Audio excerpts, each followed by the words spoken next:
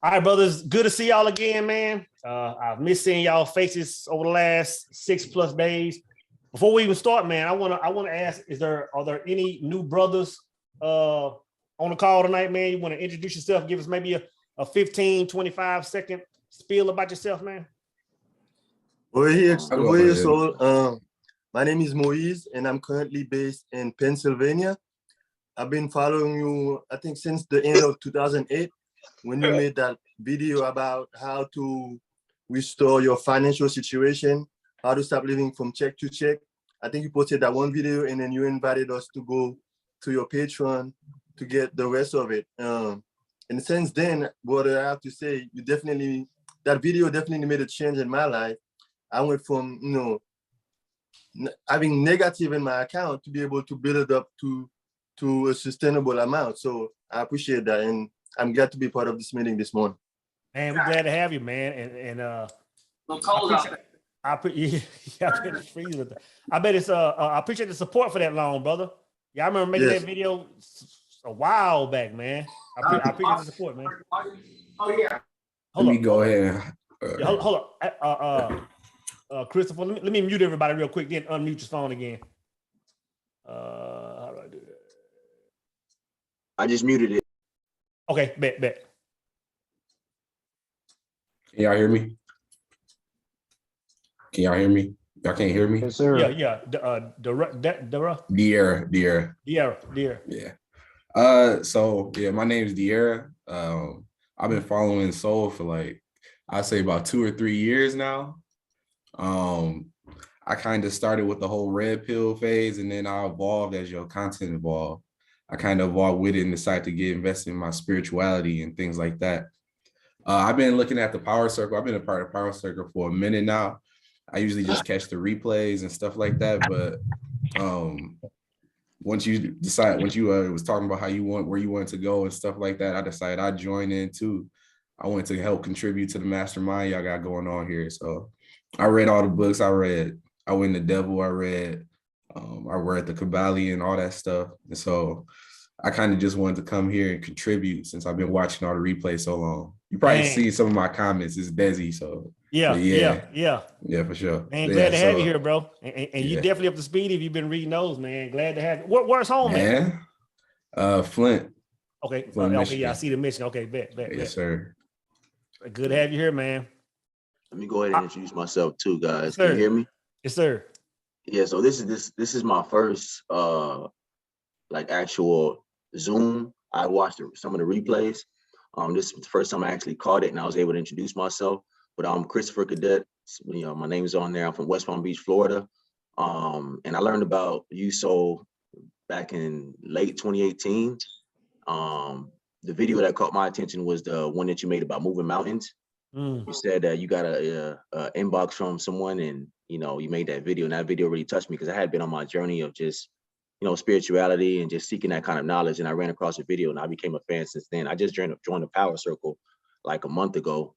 And yeah, I'm just glad to be here with y'all, you guys. I'm always by myself, man. It's good to have a community of guys that I can kind of build off of and, share this kind of knowledge with and, just grow with. So I'm happy to be here, man. I appreciate you, all the work you're doing. I appreciate all you guys too.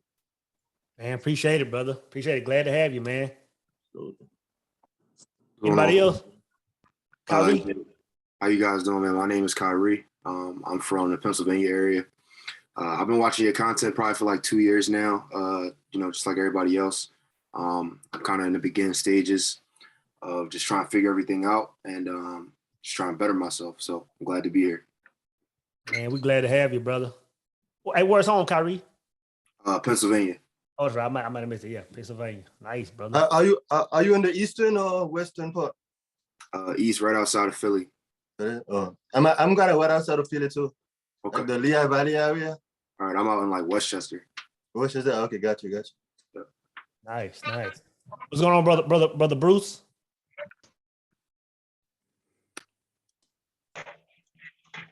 Hello. So I'm Gabriel from Ghana. I've been watching your contents for about 2 years now, and I decided to join this year. Nice, brother. I appreciate the work that you are doing. Now, what time is it right now? Okay. 2:13 p.m. Okay. right now. Okay. Nice, man. I'm glad you were able to join, man. I'm glad this time worked out for a number of people, man. Anybody else, brothers? Yes, What's the deal, so Ricardos. Can you I'll hear let me? somebody else know. Yeah, the Carters. Hey, so I'm from Charlotte, North Carolina, man. I'm 47, bro. I've been listening to you for a couple years now, but you brought a form of understanding and completion to my life. I've been studying the start from the church on up to watching everything that you could think of on YouTube, from Bricks to you to just several of y'all brothers, man. But it's also to have a group of people that I can find that is on the same page. It feels good. Last week was my first time visiting the Power Circle, but it's been refreshing. So I'm a busy guy, man. I'm a landscaper. I'm a handy guy. I do a little bit of everything, man. From you name it, I do everything except for HVAC. But it's just been a journey of searching. And when I'm ran into you, so it's like you gave me a complete understanding of putting everything I've been searching together and made sense of it. So I appreciate y'all, brothers, man. I look forward to learning more. I joined the Power Circle last week. You told me you was about to shut it down, so I said, let me go ahead and get in. But I really appreciate y'all, man, all the information y'all put out. I'm just sitting back learning. I've been through a lot of things that y'all been through as far as the books, the teaching, the studying. I'm just right here still trying to absorb as much as I can. So I appreciate y'all, brothers. Man, a million thanks, brother. Glad to have you here, man. Glad to have you here, brother. What's going on, brother Kareem? Glad to be here. yeah, so can you guys hear me? Yes, sir. Yeah, I'm 18. I'm from the UK. Yeah, so I've been with you since I think 14, 15. It's been a serious journey, learning the works of Neville, Napoleon Hill, and all that stuff. I'm currently on a trader program for an oil and gas company, BP. So yeah, just using the techniques, man, to create my world, and definitely think here's the place to do so. So just want to say thank you to all you guys. Nice, glad to have you, man. Yeah, BP is a monster, man. I used to do some work with them, and you messing with the big dogs when you're dealing with them, brother. Yeah, glad to have you, man. Anybody else, brother? What's up, man? What's the deal, so? How you doing, man? What's going on, brother? I just saw that tag, man. What's the deal? Yeah, man. I just I think I know I came on here before, but my schedule's been a little like I be busy as a mug, so it'd be a little hard for me to, not hard, but I have to put it in my consciousness to be here more. But I just want to be in a space just because we operating in that same vein, and just to be here for a vessel, like share that energy and just giving that light, you know what I'm saying? Like, and just supporting your light, and just here for the energy, kid. You know what I'm saying? Like, I love it. I love to see brothers here like looking for that energy, and that's powerful, man. So appreciate it, brother. Yeah, man, a million thanks, bro. No doubt. Anybody else, man? If not, we'll get started, man. I'm still tripping out because I can look at Brett Valley and see sun coming through his windows. I'm like a whole nother something else going on over there, man. Yeah, it's much better for me because usually I talk much more than I usually do in these meetings, but because it's nighttime, I'm unable to talk. So yeah. I have some thoughts in my mind, and I'm gonna say then I don't care. I will say next time, and I forget it. So it's much better right now. But I will get used to it if we go back to the regular nighttime for you and dawn time for me. I think we'll start mixing it up some, man. And we're gonna talk about that. I'll talk about that later. All right. We'll but hey, glad to have everybody here, man. I'm gonna go ahead and mute everybody so we can get started.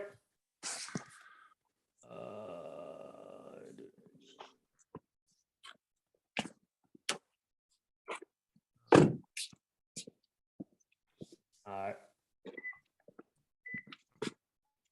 There it is.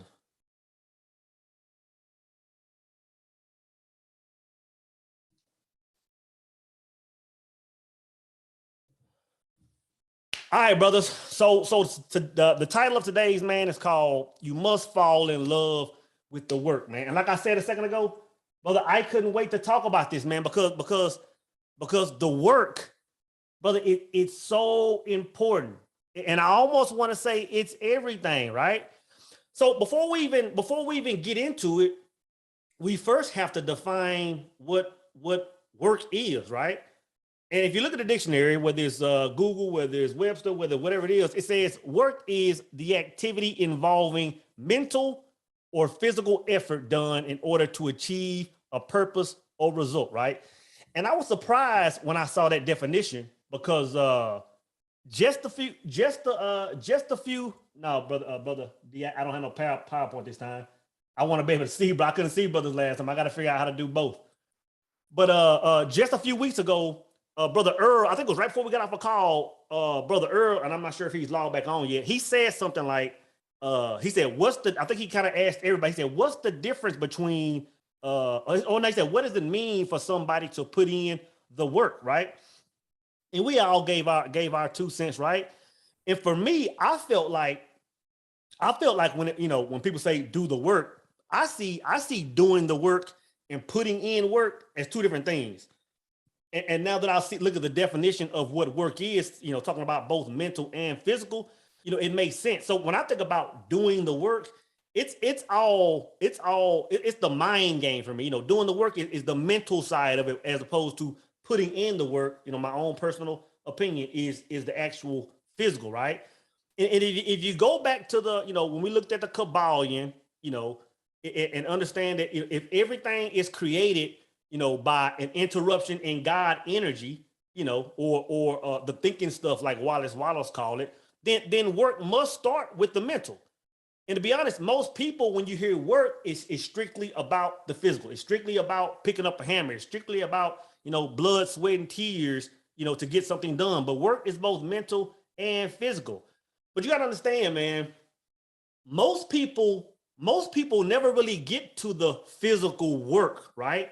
Because most people hit barriers. Most of us hit barriers before we even get to the physical part of it, right? And what I mean by that is, to put the work in on the mental side, it takes a sound mind.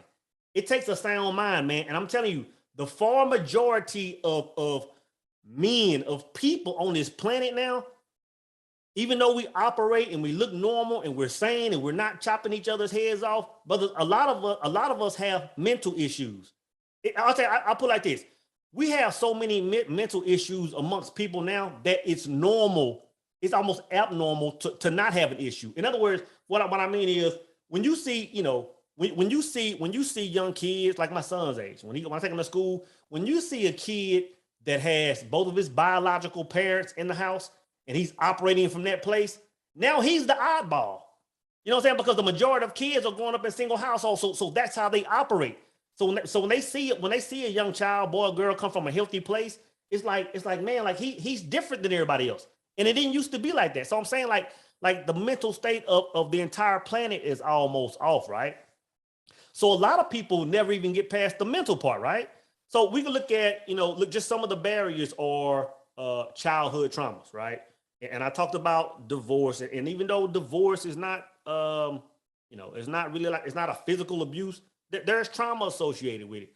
When you have a lot of people that were, touched improperly, that were given verbal abuse, that were shown neglect, brother, I'm telling you that's something that the majority of people, if they live to be 100 years old, they'll take that mentality to their grave and can never overcome it. And to be honest, it's keeping them from creating their world. It's keeping them in a cycle of creating creating chaos. So really, they can never even really put the initial work in to break that God frequency, right? I talked about a few weeks ago, forgiveness. Forgiveness is another barrier, right? Because forgiveness, even though it's not creating as much chaos as far as creating, forgiveness is almost like cutting your power in half. So when you talk about your ability to create, if you haven't forgiven, then and I don't want to go through the whole spiel again, but if you haven't forgiven somebody, whether it's an ex-girlfriend, whether it's a parent, if you still have anger, resentment, whatever, that's still energy that they're pulling from you. That's why when you have the ex-girlfriend, man, it's like, man, I'm just depressed. I'm this. It's like, I don't want her back. She's toxic, But the fact that she pissed me off on the way out, like I'm still plugged to her. And I'm telling you, brother, I've been in that situation. I was in a situation where I broke up with my girl for 2 years, and I was depressed. Man, my money was funny, my life was crazy, and it was because I was still giving energy to her. So I couldn't even create my new world. So that's one reason why a lot of people can't create or can't do the initial mental work, because they don't have the output, right? They don't have the bandwidth, right? Another one we talk about is sexual energy, as far as a reason why people can't do the initial mental work. You know, not Neville. Napoleon said, you know, that a man would never see poverty if he could control his sexual appetite. That statement alone, brother, should tell you how much energy is tied to our sexual you know, activity, right? I'm gonna tell you this: if you're having sex, you know, if you're having non-reciprocal sex, meaning you're having sex with a woman that I won't necessarily say that's your wife, but if you're having sex with a woman that you're just having sex and she's going about her way and you going about your way, brother, that may seem cool to talk about with the brothers, but you're literally throwing cash out the window. You're literally throwing energy out the window if a woman isn't in position to reciprocate. If you can't give her your sexual energy and she can't pour love back in you in whatever way, shape, form, or fashion, it might just be, you know, somebody for you to vent to, might be somebody cooking for you, whatever your love language is to receive that back. If you're just giving it out, man, I'm telling you, you're depleting yourself, and there's less energy to put out, right? And the last barrier, which there are many, but the last barrier that keeps people from even putting that mental work, you know, in the fifth dimension, is simply the knowledge of it, man. Like a lot of people are healthy, have healthy minds, don't have any trauma, don't have any toxic exes. They might be in a healthy marriage, and everything is up to par, but just the knowledge of how this thing works, they don't have it. And I'm telling you, man, that's a huge barrier. When I think back, man, of growing up in the church, and my father was a preacher, my dad was a preacher, so I'm not picking on pastors, but there are a lot of, I won't even say pastors, there are a lot of people, there are a lot of religious leaders that know how to regurgitate what they heard growing up. They know how to, you know, read this Bible and come to church and read a few quotes and give a few you know, maybe a few stories, you know, that inspire you, that motivate you, you know, may even put you on church pews and dancing. But brother, I'm telling you, it's not a lot of people that can say, you know what, this is what's taking place in the world. This is what's taking place in your mind. This is, you know, as above, so below. This is what's taking place internally. But a lot of people don't want to dig that deep to teach people. So you know, knowledge itself is one of the barriers, man. So once we get those barriers knocked out, or once we understand that there is a higher level of understanding, then we can start putting in that mental work. And that mental work is simply knowing self, right? We don't have to go through that whole spiel. We all know that mental work is knowing self. That mental work is I'm cutting my ring off, brothers. My bad. That mental work is creating a world. You know what I'm saying? And I don't want to pick on pastors, brother. I promise I don't. But a lot of people are teaching that, hey, you know what? Come to church and let's have a good time, and it's a beautiful thing. But they're saying, hey, send your prayers up the prayer line, and let's hope that the good Lord bestows His blessing upon us, man. Brothers, that is a crappy way to live. I'm telling you, man. Like I thought that for the first 20, 25, 26 maybe years of my life, and that was a state of confusion to me. I was like, so really, what am I having? I'm like, what am I putting my faith in? Like, I want to put my faith in a process. Like, I don't want to roll the dice. You know, so a lot of putting the work in, man, is knowing what's taking place, man. And I'm telling you, it's hell not knowing. It's hell having conditions. It's hell having scenarios. Thinking the only way you can control it is to send a virtual email to some source and hope it comes back.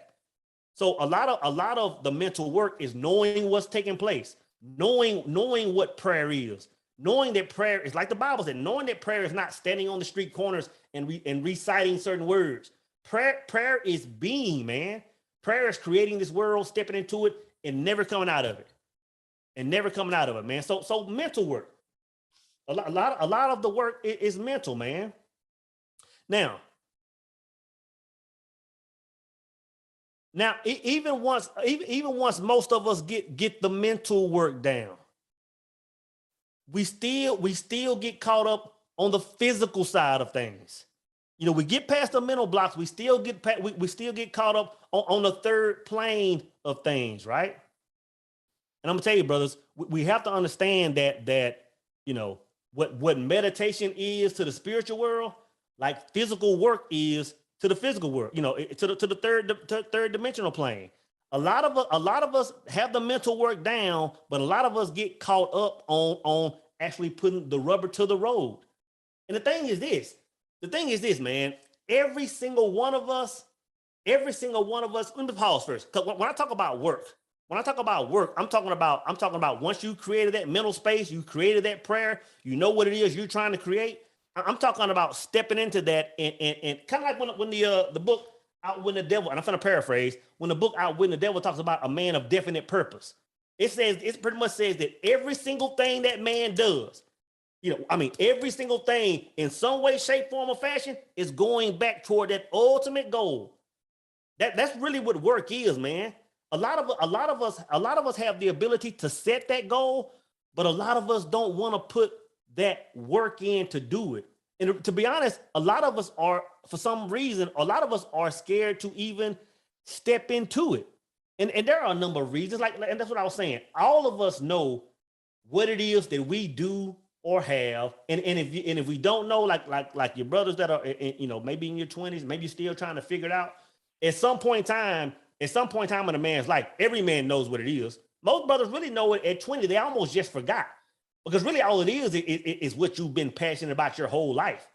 Really, you really just have to, unremember whatever the word is, the stuff that you've learned. But a lot of us know what it is that we want to put that work into. But man, we let the world pull us back. We let the world, cloud our minds and say we can't do it and everything. I'm gonna tell you this, bro. I worked with this brother.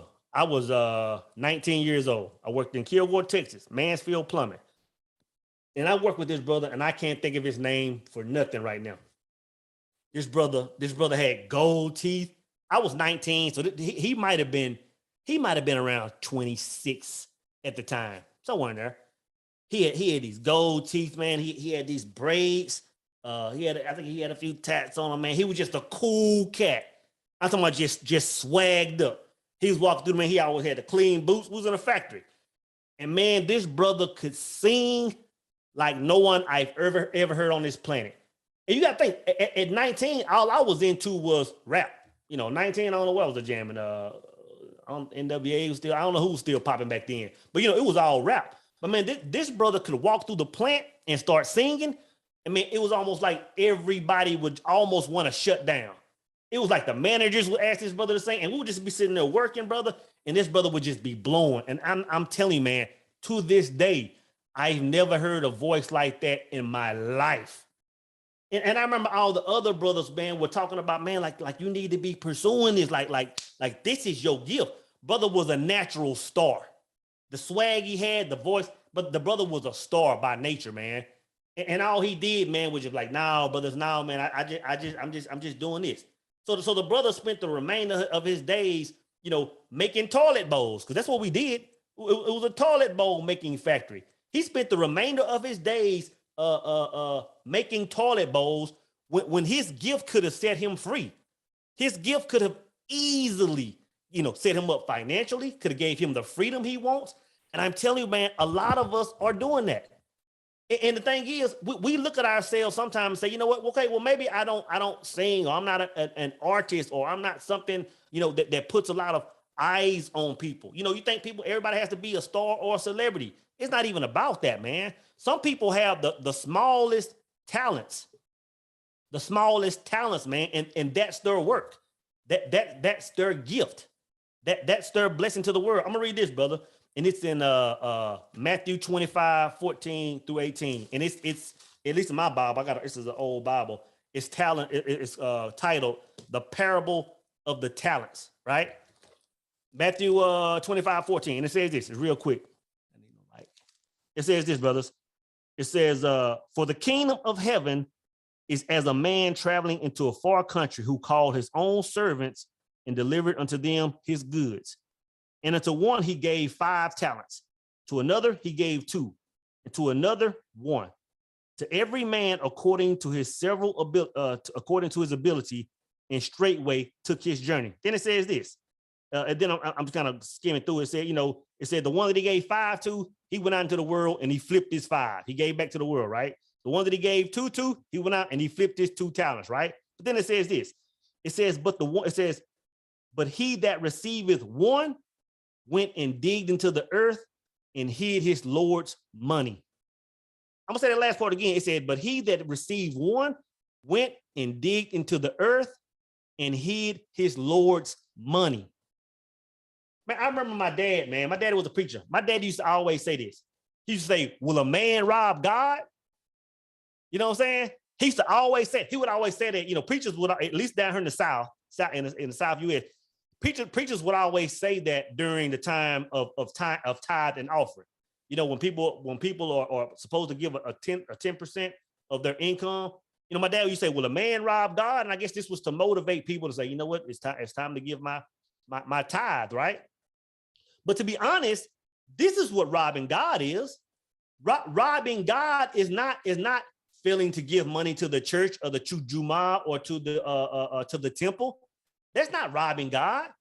Our creator, the all doesn't need any financial assistance from us. You know what I'm saying?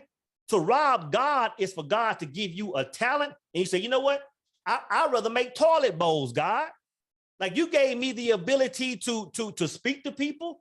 You gave me the ability to paint. You gave me the ability to write books.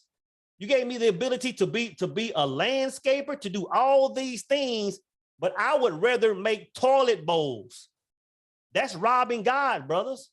And I'm telling you, man, I want to say some of us, but all of us, man, all of mankind pretty much is robbing God. That's why people seem like stars. When you see somebody and they're shining in their light, that's why we say they're stars, because they're doing what very few people are doing. We look at the Jay-Z's and Beyonce's and be like, oh man, oh man, they're superheroes. When they're not. Really, they're the common people. We're the one, anybody that's not moving in their greatness, we're the one with the mental issues. It's flop, man. The number should be opposite. It should be the far majority should be moving in their work, in their passion, and it should be a very small people that aren't, that we could help them come up. But it's the opposite, man. So really, we're the ones robbing God, man. Anytime you are fully aware of what you can give to the world, I don't care how simple it is, man. I don't care if it's like, you know what, man, I like whatever it is.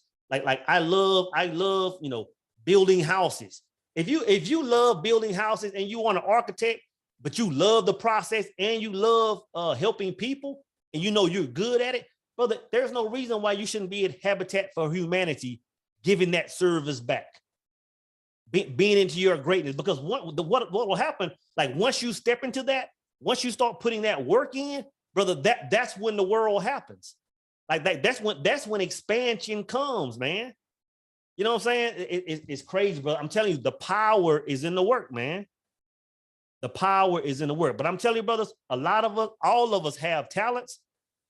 A lot of people have talents, man, that they haven't tapped into. And to be honest, it's blasphemy, man. It's kicking the Most High in the sack, in the virtual, you know what I'm saying? It's disrespectful, brothers. It's like once we understand it, and I'm not talking to y'all, I'm talking to myself as I'm talking to y'all. You know what I'm saying? I'm talking to myself first, because I'm one of the worst at it, man.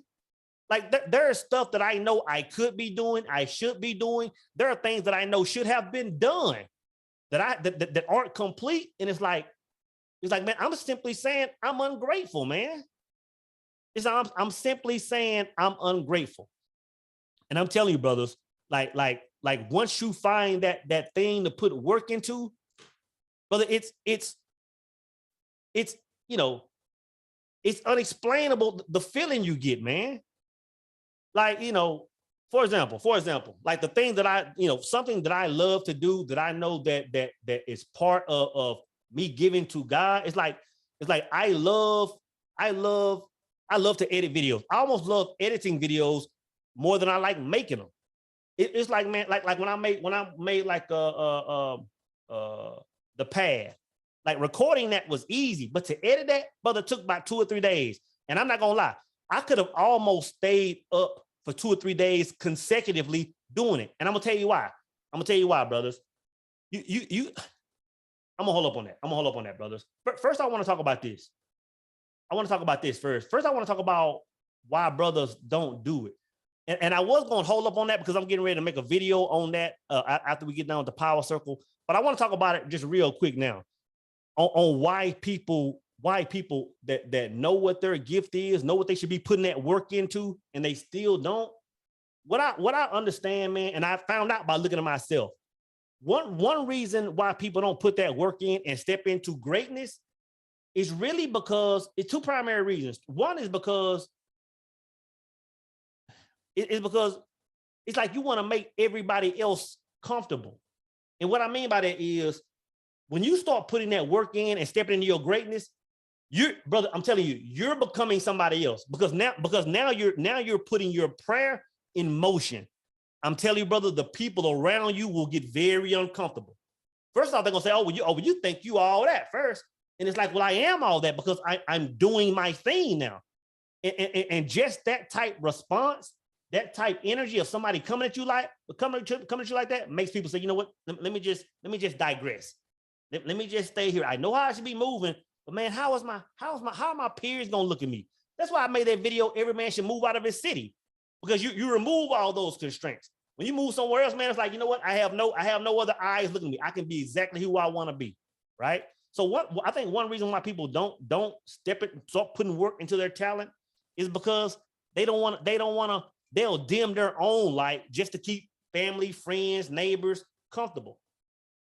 Just to keep them comfortable. Like you refuse to shine to keep people comfortable. I'm telling you, that's common. And the other one, man, is I think most people put, at least I know in my past, we tend to put other people's happiness over ours. And what I mean by that, and mainly I can say this part because it's a room full of men. I can easily say this right here, brothers. I've been in situations in my life where it was time for me to transition and do something good. But just the fact that I had a woman in my life that I loved, I had to unplug from my prayer. In my mind, I was like, you know what, man, this woman is in my life and she loves me. Like, you know, and I'm talking about younger years. I'm talking like dating, you know. It was like, you know what, man, she's loved me. It's like I have to not be great because I don't want to hurt her feelings. And that's an honorable thing to do, brothers. But I'm telling you, it's still blasphemy, man. I mean, and I'm using relationship because that's where I've dropped the ball in that area more than once in life. Where it was time for me to elevate, and I said, man, this woman, like, she really loves me, like she really cuts for me. But the fact that woman didn't fit in that new world, I said, you know what? I'll stay back here with you because you've done so much for me, brother. That is not the way to move. And again, I can only say that because I'm in a room full of brothers, man. That's not the way we're supposed to move, man. First off, that's why our brothers should you know, postpone, you know, tying that knot to make sure he's formed his foundation of growth and he knows a woman is growing with him. But man, I'm telling you, man, a lot of, and I'm using women for an example, but a lot of us will put family, you know, anything. We'll say, you know what, you know, I don't want to leave you. Like, I'm going to put your needs over my own. Like, I'm going to be the sacrificial lamb for the family and bite the bullet just so everybody else can be happy. When I'm telling you, everybody has their own individual life, man. Everybody has your own individual life, you know? So I think those are two of the main, there are several reasons But I think those are two of the reasons why people won't step into it. So this is what I was gonna say next. Once we step into a thing, like once we find out what it is we want to do, once we find out what it is, whether we say, and for me, I just had to tap back into what I was into in my youth.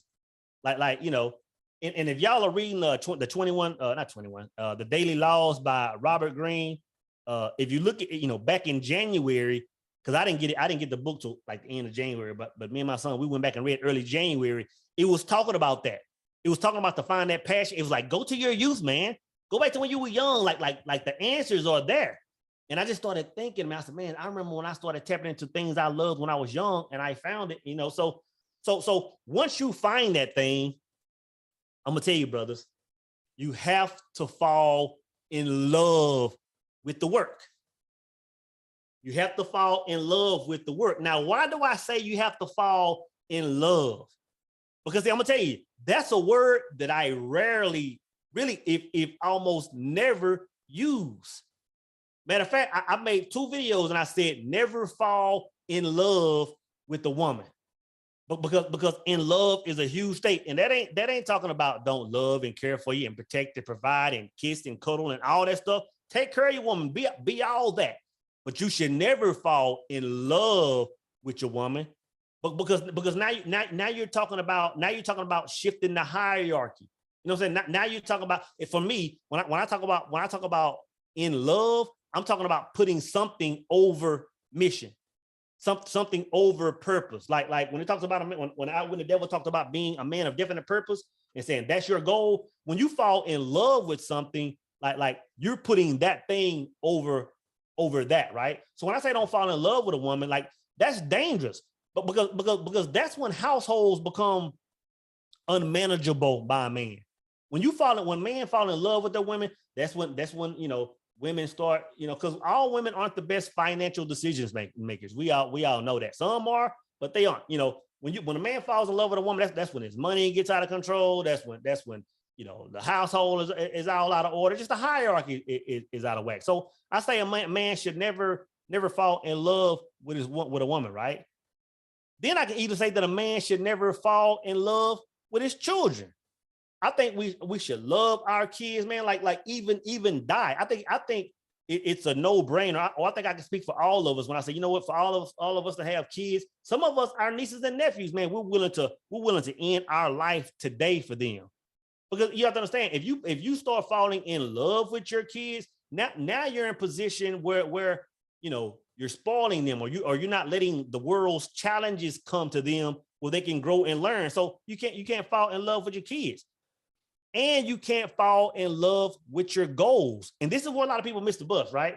Because we say, you know what, okay, these are my goals. I want to accomplish this. I want to get this financial level. I want this woman. I want this house, this car, this thing. I want these things.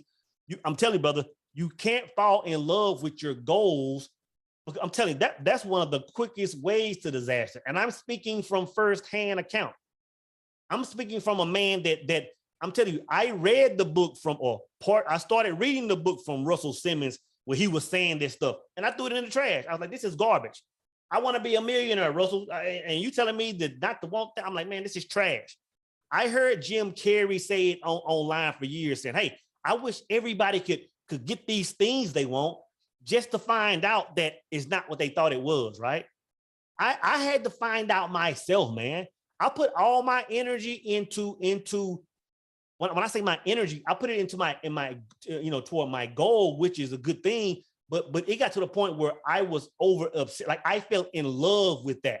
Like I thought that was the end goal. And I'm telling you, brothers, I got to the point where I got a nice bag in the bank, nice woman, Benz in the garage, all the X's and O's, and bells and whistles, watches, and all that stuff, man.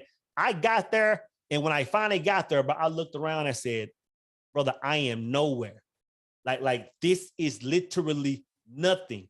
And I'm telling you, when you fall in love with that, once you get there, that's when people start spiraling out of control. When you see all these celebrities that have millions and they get this thing and they get the 40,000 square foot house and a fleet of cars and the whatever, and they get there and they think that's the goal. and they say, oh, snap, and they just go into this state of depression. That's what's taking place. They get there and realize that it's empty. So, brother, that's the dangerous part of falling in love with your goals. The only thing a man should fall in love with, brothers, is the work. Is the work. And when I say the work, meaning once you identify that thing, like the daily process of doing it. You know, like I know Brother Lone Star, he talked about a few weeks ago. He talked about us, he was talking about a few artists, Lil Wayne and a few other guys that go in the studio and that's all they do. They eat, they go to the bathroom, studio, eat, bathroom, studio. And there are a lot of people that have their own fields, and that's how they move, man. I'm telling you, that's the only thing a man should fall in love with. But why is that, brothers? Why is the work the only thing that a man should fall in love with, man? I'm gonna tell you. The only reason is because like that's where God is. Like, I'm gonna tell you this.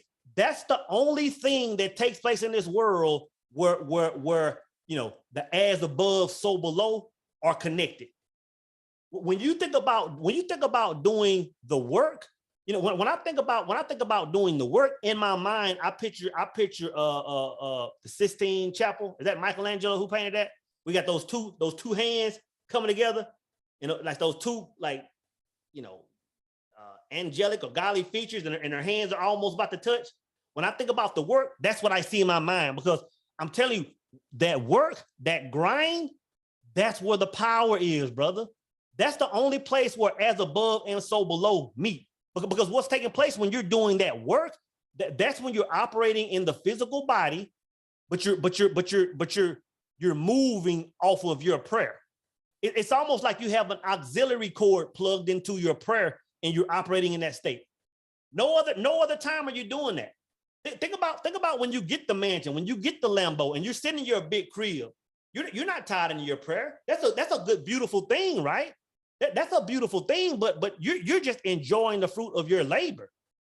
You're enjoying, you're fully in ego. You're fully in this third plane, right? Think about when you get that bad wife. She got the thick thighs and the hair, whatever it is you like. She bad, man. But when you're really enjoying, the physical side of your wife, you're in ego. You're in ego. It's only when you're doing the work to create that world is when you're plugged in, is when you're one with God, man. And you gotta understand this, brothers. When I say, and again, you have to understand that meditation, what meditation is to the spiritual, as above, so below. Work is in the physical. You know what I'm saying? So really, it's that Sistine Chapel. That's when both are coming together. That's when both are coming together. But you gotta understand this. When I say work, you gotta understand, I'm not talking about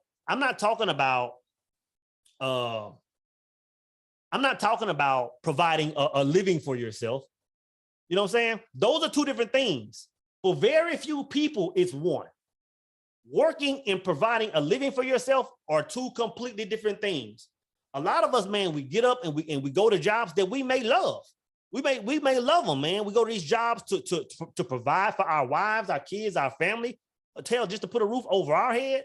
We go to these jobs, man, to provide, food and lights and all that stuff. But that's not really working. That's just going to work and providing a life. Work, you aren't working until you're doing what your prayer is. Whatever it is you see yourself as greatness, that's the only time you're working. Because when I was at that factory job, man, I loved that job. It was fun. I was working with a lot of older guys. We was in there cutting up, man. We doing our thing. We laughing. I liked it, but I wasn't working. I was paying bills. I wasn't plugged into no form of greatness. I was just keeping the lights on, man. I didn't start working until later in life. And I might have worked a little bit, like when I first stepped away from my main way of thinking, and I said, you know what? I don't know what truth is, but I know it's not what I know right now. That moment when I picked up a book that I had never heard of, or when I first started listening to a Bob Proctor, that's when I started working. I was working on the mental side. I said, you know what? I don't know what truth is, but I desire it. So I first have to create it. So I started working that moment, man.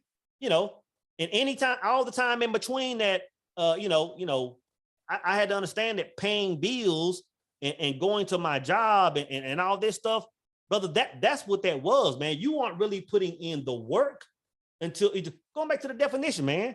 The definition of work says work, activity involving mental or physical effort done in order to achieve a purpose or result. If it's not going towards your purpose, and when I talk about purpose, I'm talking about our greatness. And when I talk about greatness, I'm talking about that thing that when you die, that thing that, when your body is dropping in the ground and everybody is going back to mama and them house to eat barbecue, that thing people are saying about you. Like, man, SD, man, like SD could, man, that son buck was an author from hell, man. That boy could write a book. You read that book about so-and-so and so-and-so? Or man, Jay, man, you heard that track Jay made back in the days, man, when he did that thing. That's what I'm talking about. That's working. Anything outside of that, brother, you're just making a living, But I'm telling you, we have to get to the point, brothers, where we understand that the two are different, and we have to understand that we have to do both, man. I'm telling you, a lot of people will never achieve. And when I say greatness, I'm not even talking about on a Martin Luther, JFK, Elon Musk type level.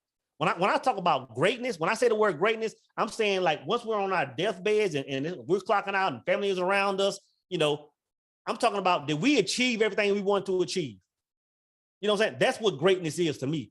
So a lot of people want to achieve greatness is because they're confusing work with making a living. And they'll go make a living from 9 to 5, and they'll say, you know what, my day is done. It's like, no, brother. Like work doesn't start till you get off sometimes. Like if you aren't doing that thing that like if you're going to work and that thing you're doing is what you're giving the world, now you're working, the 2 are 1. But there are very few people that do that. They get up and go to an employer, and that's the thing they want to leave the planet. There are very few people that are doing that. We have to get to the understanding, man, that it's a difference. And once you understand it's a difference, you'll say, you know what, brother? Like I haven't worked in 20 years. Like I've been giving my energy to help this company build, and in return, they've given me a salary or an hourly wage, and that's fair. But at some point, I have to start working. You know what I'm saying? I'm telling you, man, if you don't work in your life, then when you die, brother, you'll be full of regrets, man. You will be full of regrets. Not even when you die, man. Like once you get up in age, like for example, a lot of you brothers, man, that are in your 20s now, then when you get in your 40s, if you realize this in your 40s, you gonna say, dang, man, like I wasted 20 years. If you wait till you're 60 or 80 or 100, like the book 5 Things to Do Before You Die. He was interviewing those people, man. They were like 90 years old, 95 years old. Some were in hospice, and they were just like, man, I wish I would have yada, yada, yada. Like small that I wish I would have asked that woman to marry me. I wish I would have, start doing that thing that I love to do. That's what greatness is, man. And that's what work is, man. Like, I wish I would have poured into myself. I'm telling you, man, like that's where the power is, man. The power is in the work. And it's like that's where the miracles are. Going back to that example I said, like if he's into building homes and he's into, let's say if a man he wants to be an architect, to be an architect, I don't know, I'm sure it costs a pretty penny to go to an architect school, if that's a thing. I'm sure it's some kind of training. I'm sure it's a pretty penny to go to an architect school, man. So what a lot of men will do is say, you know what? I don't have the resources. I don't have the resources to be an architect. I don't have the resources to be a lawyer. So since I'll just sit back, man, and go and make toilet bowls my whole life. Like, this is my work. It's like, no, brother, you're not working. Like I said earlier, if you're into architecture, brother, go to Habitat for Humanity. They're building houses for people year round. That's work. That's work. You're doing it for absolutely free, but you're working. Now you're moving towards your passion. Because what happens when you start doing like that, that's when, quote unquote, people say miracles happen. I don't believe in miracles. I believe only in higher levels of understanding. I believe in the process, not miracles. Once a person goes and does this whole Habitat for Humanity thing, if they're moving in their work and if they're moving in their definite purpose, I'm telling you how things will work, man. You mess around and find a mentor there. You mess around and find somebody who's looking for 5 people to send scholarships to. I'm telling you, man, that's how it happens, man. It's like once you start moving in a thing, think about this, bro. Like once you're moving in something and you're plugged into it, and you're brother, like it's like all I can see is that Sistine Chapel, man. It's like, and the reason I keep seeing that is because that's how close most people are. You know, if you look at that painting, and I don't know where that painting is. I don't know if it's overseas, but y'all know what I'm talking about, right? The Sistine Chapel. You know, I keep seeing that because every time I see it, I'm saying that's how close people are from connecting the above and so below. It's like they'll go. It's like you know, we go and we make a living, and then they'll have a passion about something, and they'll be wanting to make that step, and they'll be like, oh man, the world is gonna say something. Well, I don't have the resources, and it's like, brother, you don't know, you this close. It's like you almost connecting. It's like, man, once you connect that thing, brother, that's when miracles happen, man. And I can speak that from experience. I'm not telling you something I read in a book. I'm not telling you something Napoleon said. I'm not telling you something that out when the devil said, man. I'm telling you what I've experienced. I'm telling you what I've tried. The life I live now, and I'm a simple man. Y'all know I'm a simple brother. I'm not no millionaire. I'm not no this. I'm not no guru and nothing. I'm just a simple man that trusts the process and have tried it. When I saw my life, I said, you know what? Like, this is the life I want to live. Like I don't know anybody that lives like this that can just wake up and do what the hell they want to do 7 days a week. I said, but that's what I want to do. You know what I'm saying? I said, well, let me find out what I love, brother. As soon as I stepped into it, it was like, it doesn't make sense to me, but I understand the process. You know what I'm saying? Like I have faith in the all. It's like hell. I've been going to church in Juma my whole life. At some point, I gotta stand on this stuff, man. At some point, if we're not gonna stand on it, brothers, if we're not gonna stand on it, it's like we might as well stop meditating, stop reading, stop going to church. Uh-oh. I hate when my phone does that. We might as well stop, brothers. We might as well stop, man. Once I trusted the process and just started moving in it. Once I got, but I would wake up 5, 6 o'clock in the morning and go to work for Cummins. I worked for Cummins for the last 5 years, man. And I would get off at 6 o'clock and I would be tired. 7, 8 o'clock, I'll be tired. I hadn't worked all day. I was paying bills. I was making a living. It was from 6 p.m. to 12 p.m. when I had to do the work. I had to wake up, I had to get first and pick these big books up and read them to do the mental work first. And then I had to say, hey, man, let me get up, man, and start making some videos, man. Let me start putting some courses together. Let me make, the recipe and talk about my life. That's when I'll start putting the work in. That's when I started working. And I'm telling you, brother, once I started doing that, even though I was tired from working all those hours in my job, once I plugged into the all, I'm telling you, because you understand, the fifth dimension is timeless. Time doesn't exist in the fifth dimension or heaven, whatever you want to call it. In the all, there's no such thing as time. There is no here and there. It only is. It's only constant energy. So the reason the way you'll know you're plugged into what you're supposed to do is when you can do a thing, and even though you're tired, you still got that energy to keep going. Now you're operating in a timeless fashion. You know what I'm saying? That's how you know, like, man, like maybe I'm starting to find this thing, man. And kind of like the thing said, kind of like Matthew said, a lot of us have a number of gifts. I know some brothers, man, that can do a whole bunch of things, man. It's like, man, like, dude, you know how to, you good in this field. Some people only have 1 or 2. It's all the same. It's all the same end result. I know when I look at brother, and I'm gonna call you out, brother. I know you might get mad at me, brother OD. I'm gonna tell you something about brother OD, man, and he might not even realize this. And I don't even know what his prayer is. I don't know what his end goal is. I know he has his hands in a lot of things. He's in investing and all kind of stuff. But this is what I know about that brother, man. Every single time he opens his mouth, I literally hear God. I literally hear. And he might come in, and the brother be like, and OD, he'll say this, man. He'll be like, yeah, man, I this. He'll try to humble himself, like, man, I'm just this, and he'll give his spiel.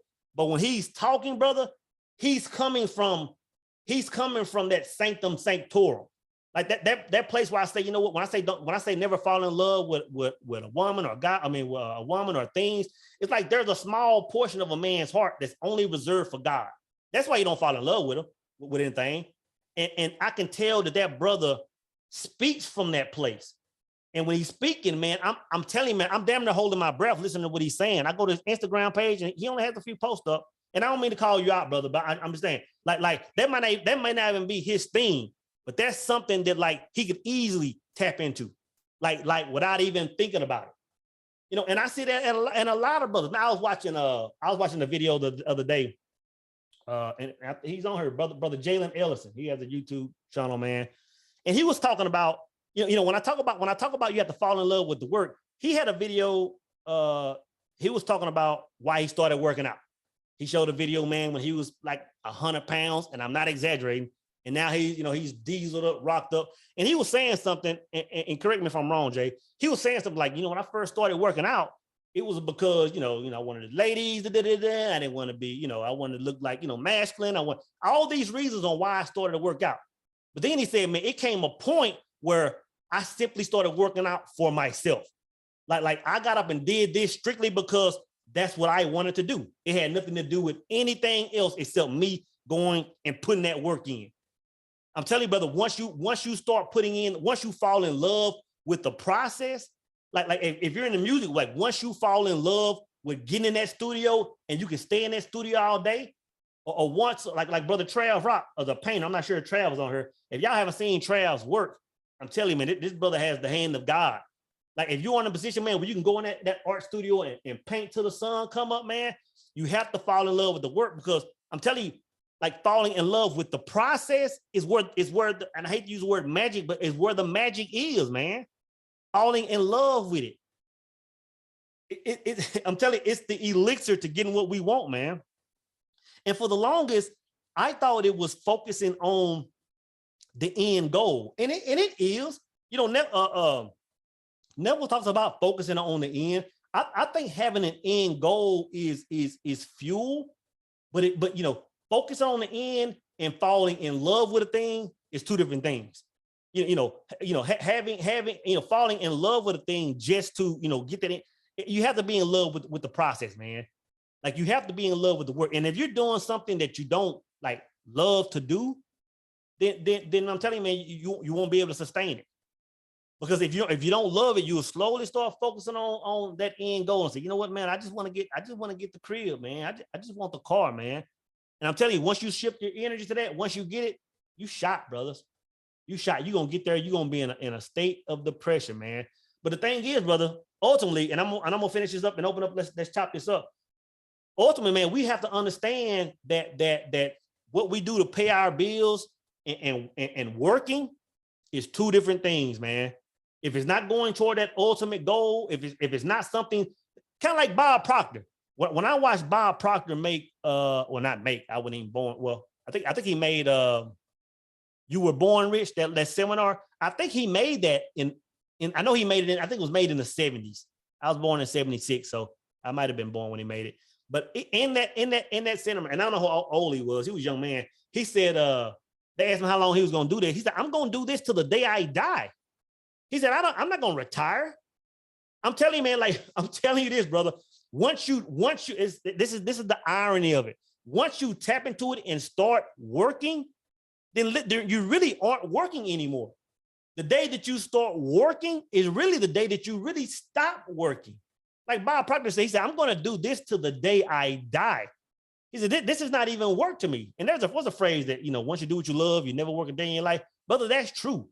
I felt like I retired at 43 years old, or however old I was when I quit my job. I felt like in my mind, I wake up and I say, this can't be life, man. Like I'm going to do this until I die. And when I say do this, I don't care if I'm standing at the front door of a Walmart doing it. This is what I'm going to be doing. I'm going to be reading books. I'm going to be interpreting knowledge, and I'm going to be sharing with my brothers to the day they put me in a casket. I don't know what it'll look like, but this is what I'm going to be doing because this is my work. You know what I'm saying? I'm telling you, man, we have to find our work, man. We have to understand that keeping the lights on and our work is two separate things. And I'm telling you, once you understand that, it's like, boom, the lights come on now. Now you have energy at the end of the day. Cause you say, you'll say, man, I've been up all day. I've been typing all day. I've been, shoveling coal. I've been making cabinets, whatever I've been doing all day. And I haven't worked yet, man. So let me pour something into my future now. I got the lights on. The wife is fed. The kids have clothes on their back. I'm off work. Let me eat a meal. And now let me start working. You know what I'm saying? I'm telling you, brothers, working is everything, brothers. And I don't want to keep kicking a dead horse. But yeah, that's my spiel, man. Anybody have any questions or anything to spin off of that? You nailed everything. The biggest thing I would say, the time thing is the hardest one for me to stick to, because it's like, I want, being 25, 26 is like, I want it now. I don't want it in 5 years from now. I want it now. But like, when I always say, when I get off work, I start the second half of my day, which basically is working on myself. And you just nailed it. Like, there's no, like, don't put time into it. Just do the work and let everything else play out. Mm-hmm. To be honest, bro, you really have to get in the state of having it now. Like, and I said this before, there really is no time in between you desiring a thing and having a thing. That's mankind trying to add third plane elements to a fifth dimensional process. You know what I'm saying? Like here on earth, there's a here and a there. There's a right and a left. There's a high vibration and a low vibration. But in the fifth dimension, in our minds, and I'm not talking about our brains, like our minds, there's only constant energy. Like prayer is constant. Like you can't even go in your mind and try to create a world and say, okay, I'm in my meditation and now I'm broke and let me create this life, or now I got bag, or now I got my goals. It's constant prayer. It's like when you're there, it has to be constant. So technically, if that's who we really are, if we're technically spiritual beings, then that's who we really are. So really, we have it already. Once we say we have a thing already. Now, it's just a matter of time before it plays itself out in this third plane, but we have to conduct ourselves as if. Because if we aren't moving as if it already exists, it can't exist. We're not closing the loop. It's like we're leaving an open circuit. It's like we're leaving an open circuit if we create a thing in our minds and come back down here and act as if it's not. And I when I say that, I think about what Brother Lone Star was saying when he was saying, I want to become a platinum producer. Like I desired that thing, and as soon as I desired it, I had to move like that. Like I don't have any plaques on my wall, but I have to move as if they're already there. And that's a hard part, man. To that video I made about Kanye the other day, that's what Kanye is mastered. Man, when I watched that documentary, Kanye was moving through those streets, brother. He was driving this old beat up car, and I don't want to tell the documentary because I want you to see it, but he was conducting himself as if. And it's like, bro, if you move like that, like that world has no choice but to form itself around you, man. Like it has no choice. It's not even an option, man. But I think mind over matter is huge. Even when if you still in that bedroom house at mama's crib, man, walk around that thing as if it's your new apartment downtown, or it's your new apartment in the city you want to move to. It's a mentality, man, and it's not easy. It's something we all have to overcome. What's going on, Brother Dez? Hey, I just kind of wanted to piggyback off what you were saying as far as acting as if and what might keep somebody from acting as if. So if we've been talking about this stuff, or at least in the power circle. I know I kind of just joined a couple of weeks ago, but we've been talking about this stuff for a minute. So it kind of sits in your mind. So maybe there's the people who, can leave people behind, or can make that decision to leave a woman behind or something like that. But for some reason, they still can't get into their as if. I know for me personally, doing this 30-day manifestation exercise we've been doing, one of the biggest paradigm shifts for me was the fact that belief is what shapes your reality. That's one of those things you could hear and you could immediately know it's true just by experience. Like all those times in my head, I constantly told myself I wanted to do something, but it never happened type thing. That's because subconsciously your beliefs are what actually is controlling everything. So to really, if you can't figure out why you can't be in prayer, be active and being who you want to be, a lot of that has to do with like your limited beliefs. And even with that, you have to go back to your youth. Just like you want to go back to your youth to find out what you want to be, you have to go back to your youth to find out what traumas, what experiences you had, who planted that seed, like where the source came from and stuff like that. So you can only do that in silence, because that's something that your conscious head that's telling you you want to do something that's not the same thing as what you subconsciously believe. So I just wanted to throw that out there for anybody who's kind of stuck in that as if, but can't, or stuck in not being able to become there as if. And like you say, I'm talking to myself as I'm talking to all y'all, right? I don't got all the answers either. So, but yeah, I just kind of want to throw that in there for sure. Man, I wanted to add to that too, man, if I can. You know, I'm so fired up right now. It's just like my heart's beating like 1,000 miles a minute right now, man. Like, because I've literally seen it play out in my life several times. And like, I experienced it before I even understood what this knowledge is. So when I actually learned about this knowledge, it like confirmed everything that happened in my life. Like, I've actually done it several times in my life, and I'm in the process of doing it right now. And that's what gives me, honestly, the confidence and the faith to keep on going, because I know it works. Like, there's been several times in my life where I've just been desiring something so heavy and I prayed on it, you know what I'm saying? And this is a guy that I knew, right? And he told me something like, me and my family was going through a rough time. I used to talk to this guy, he was an elder, and he just told me, he was like, look, you're gonna get what you want. Just every day, get up, do the work, and don't worry about tomorrow. Don't worry about the next day. Don't worry about what's gonna happen. Just make sure you do what you gotta do today and let tomorrow play itself out. And you're gonna have it, trust me. And for some reason, I just trusted it. I'm like, you're right, you know what? And ever since that day, that was back in 2014.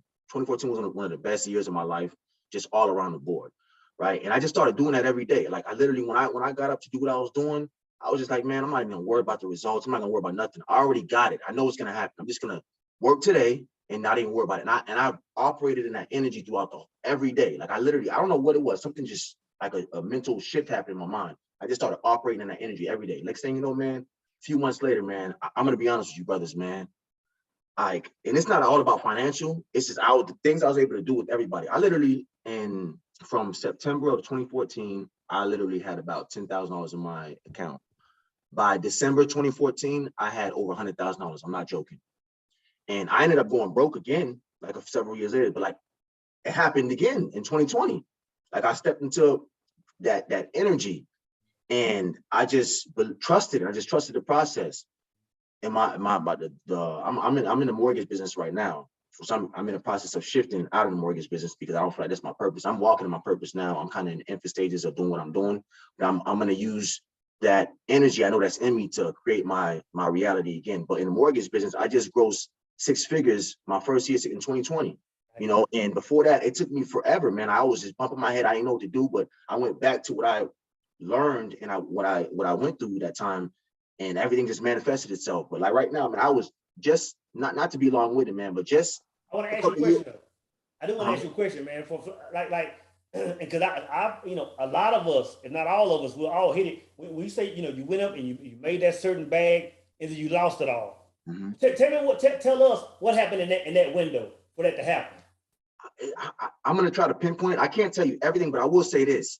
I will say that whenever I went up financially, it's like I lost touch with that source that I was tapped into, and I got pulled into my lower vibrations. I'm not gonna lie. I think that's definitely part of it. I got pulled into my lower vibrations, and I just wasn't operating in that anymore. You know what I'm saying? So, and also I feel like it was just God showing me it's time to do something else. I feel like I had to lose it in order to really tap back into that, to listen to God and rebuild from there. So it's always go up, lose it all, bring back down, rebuild. But I think all those losing and rebuilding has taught me things. I've learned from those things. It's carrying me now, you know what I'm saying? Because I'm more experienced by going through that. I've been through it several times. Yeah. So I'm saying I want to say, man, just in 2018, dude, matter of fact, in 2020 is when I bought my first condo. I'm 30 years old now. I just turned 30 in December 24th, 2021. I just turned 30, bro. I was living in my dad's house until I was 26 years old. I was living in his house. I moved out of this actual house I started renting from him at 26 years old, right? I was renting an efficiency from him. I didn't move off my father's actual land dwelling until I was 28 years old. I bought my first condo at 28 years old, bro. And there's days I cried, man. Like I just prayed. I'm like, man, I feel like I'm doing everything right. Like I can't catch a break, man. I'm 26 years old, man. I'm tired of living in my dad's house, man. I want to talk to these girls, man. I don't want to bring these chicks to my dad's house, man. I'm living I still got a room in my pop's house, man. I'm 26. So I felt like a loser, bro. But I was just like, I knew it was something bigger for me. I moved out of there, dude. Literally in 20, I moved out my dad's house in 20, when I was 26. I started renting from at 20, I bought my first condo, right? In 2020, I started working on myself. And I told you, so I ran into your videos in 2018, that first video I watched with the moving mountains. And I can't find that video. That's one of my favorite videos, but I can't find it anymore. But that video changed my life. And 2020, man, I bought that condo. I'm living in another one. I bought another one. I remodeled this one, man. I'm living in it right now. I'm literally everything I wrote down my perfect day, and I used to read it every night before I went to sleep. Sorry for being long-winded, guys. Yeah. I wrote my favorite day. I think the thing is because I know I've gone through those ups and downs like that, and a lot of people have. I think at least for me, I think that, and I think you said it, like once I hit that goal, and I kind of plateaued because like I stepped out of the work. Like I had the car in the house. I was like, oh man, like I made it. Like I can chill now, and I'm here. And it's like, oh, you ain't working? I mean, you coming right back down, brother. Coming right back down. So that's why now, man, I don't get caught up on that and that stuff. Like I still buy some things, but it's hard for me to get attached to that stuff because I hate to use the word fearful because we shouldn't have any fear, but I ain't fearful of what it can do. Exactly. Like sometimes I want to go out and do it, but I'm like, bro, I've been there 3 or 4 times, man. Like, and I know that once you fall off, it may be 2, 3, or 5 years before you get back up. So I'm like, bro, I'm gonna tread light. Like, I want to go buy a new car. Okay, let me tiptoe and buy a car and keep my mind right. Don't buy nothing else. Yeah. So bro, I get that, man. It takes that. That's what I'm glad I went through that because I learned from that. And I'm doing the same thing you're doing. As I know, it's like, don't get caught up in this too much. Focus on the work. Focus on the work, man. But focus on the work and the work and the mission, man. That's all I want to say, though, man. That's all I want to say. Can I make a comment on that? Yeah, then we'll go to Terrence. He had his hand right up for a minute. All right. Go ahead, though, brother. If you want to pick back off what he said. Oh, I don't know how to put my hand up in the thing. I'll figure that out. But something that I wrote down that I have highlighted is that you were talking about the 5th dimension, and success must be constant if we operate in a timeless fashion, right? So I think that it's important that we learn how to transition our minds into having these moments of constant success. So like right now, right, I feel as though I'm living and walking in my purpose just by being on this call with you guys. So like right now I'm in a state of success, right? So that pendulum of success needs to be moment by moment without the overarching idea of a timeline, if that makes any sense. So, and you speak a lot about having that higher and that lower version of yourself. And when you operate in that moment of momentary success right now, I think that that's really important to keep in mind so that you don't lose sight of the work that you're doing right now, the mental part of the work, and I guess the physical part of the work that you're doing right at this very moment. So I just wanted to give that feedback as well. Yeah, appreciate that, bro. But it made me think about something. And then, we're gonna go to you, Terrence. It made me think of something real quick though. There was a commercial, and I'm older, I don't know if y'all would, remember when Emmett played, but there was a commercial when Dallas Cowboys won all those Super Bowls, and there was a commercial where it had Emmett lifting those weights. He was pumping weight, boom, boom, boom, and they were talking about Emmett, he won this, he got the Super Bowl, he got the leading rusher, this, and he's lifting, and then he sits up. And they said, well, how long does he celebrate? And he sits there about 3 or 4 seconds. And he stops. Boom, we got right back on the bench. That's how we have to move, bro. Like celebrating stuff and all that stuff is good. But Emmett was focused on he loved the grind itself. It's like, and that's what we have to do, man. We have to love the grind, man. Like if I don't feel comfortable, if I don't love sitting right here making videos or writing or doing the other stuff I have going on, it's like, man, like I'm not working, man. Emmett was in love with the work, and that's why his results were what they were. And somebody just put a comment in the box. I just saw it pop up real quick about Nas or somebody said focus on the out. It says Hit Boy said, that was Brendan. He says Hit Boy said on his song with Nas, focus on the output, not the outcome. That's huge, bro. That's huge, man. What's going on, Terrence? Yes, sir. I just wanted to piggyback just literally off what you said and brothers, the two brothers before me, what they said. And I wanted to read something because this is what I fall back on. This is damn near become my Bible, and it's As a Man Thinketh. And the reason I say that is because it literally tells us, and it tells me that the cause of, or I'm sorry, the effect of everything in our life is a result of a cause, and that cause is always our thoughts. So what the gentleman said, he was like, I got to this point and then I fell off. And I don't know a situation in particular, but from my experience, this gave me the answer. And what I'm going to read is, it says, a man is made or unmade by himself. In the armory of thought, he forges the weapons by which he destroys himself. He also fashions the tools with which he builds for himself heavenly mansions of joy and strength and peace.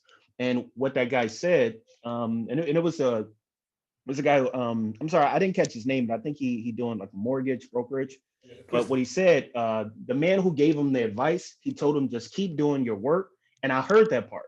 But the very next part I heard is, and don't worry about tomorrow. And when you tie it back to Emmett doing the bench press, everybody else who didn't go to the Super Bowl are thinking about next year.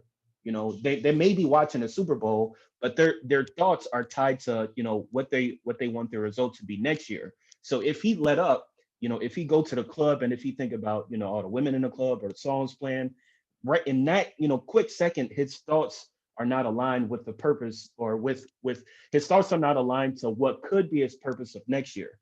So when we just stay in that flow, and he used the term vibration, when we just keep our thoughts and our vibrations and obviously do the work, man, shit just, it goes to the next level. And I just wanted to add that piece. Man, I'm glad you did, brother. And that what you read was that was in As a Man Thinketh?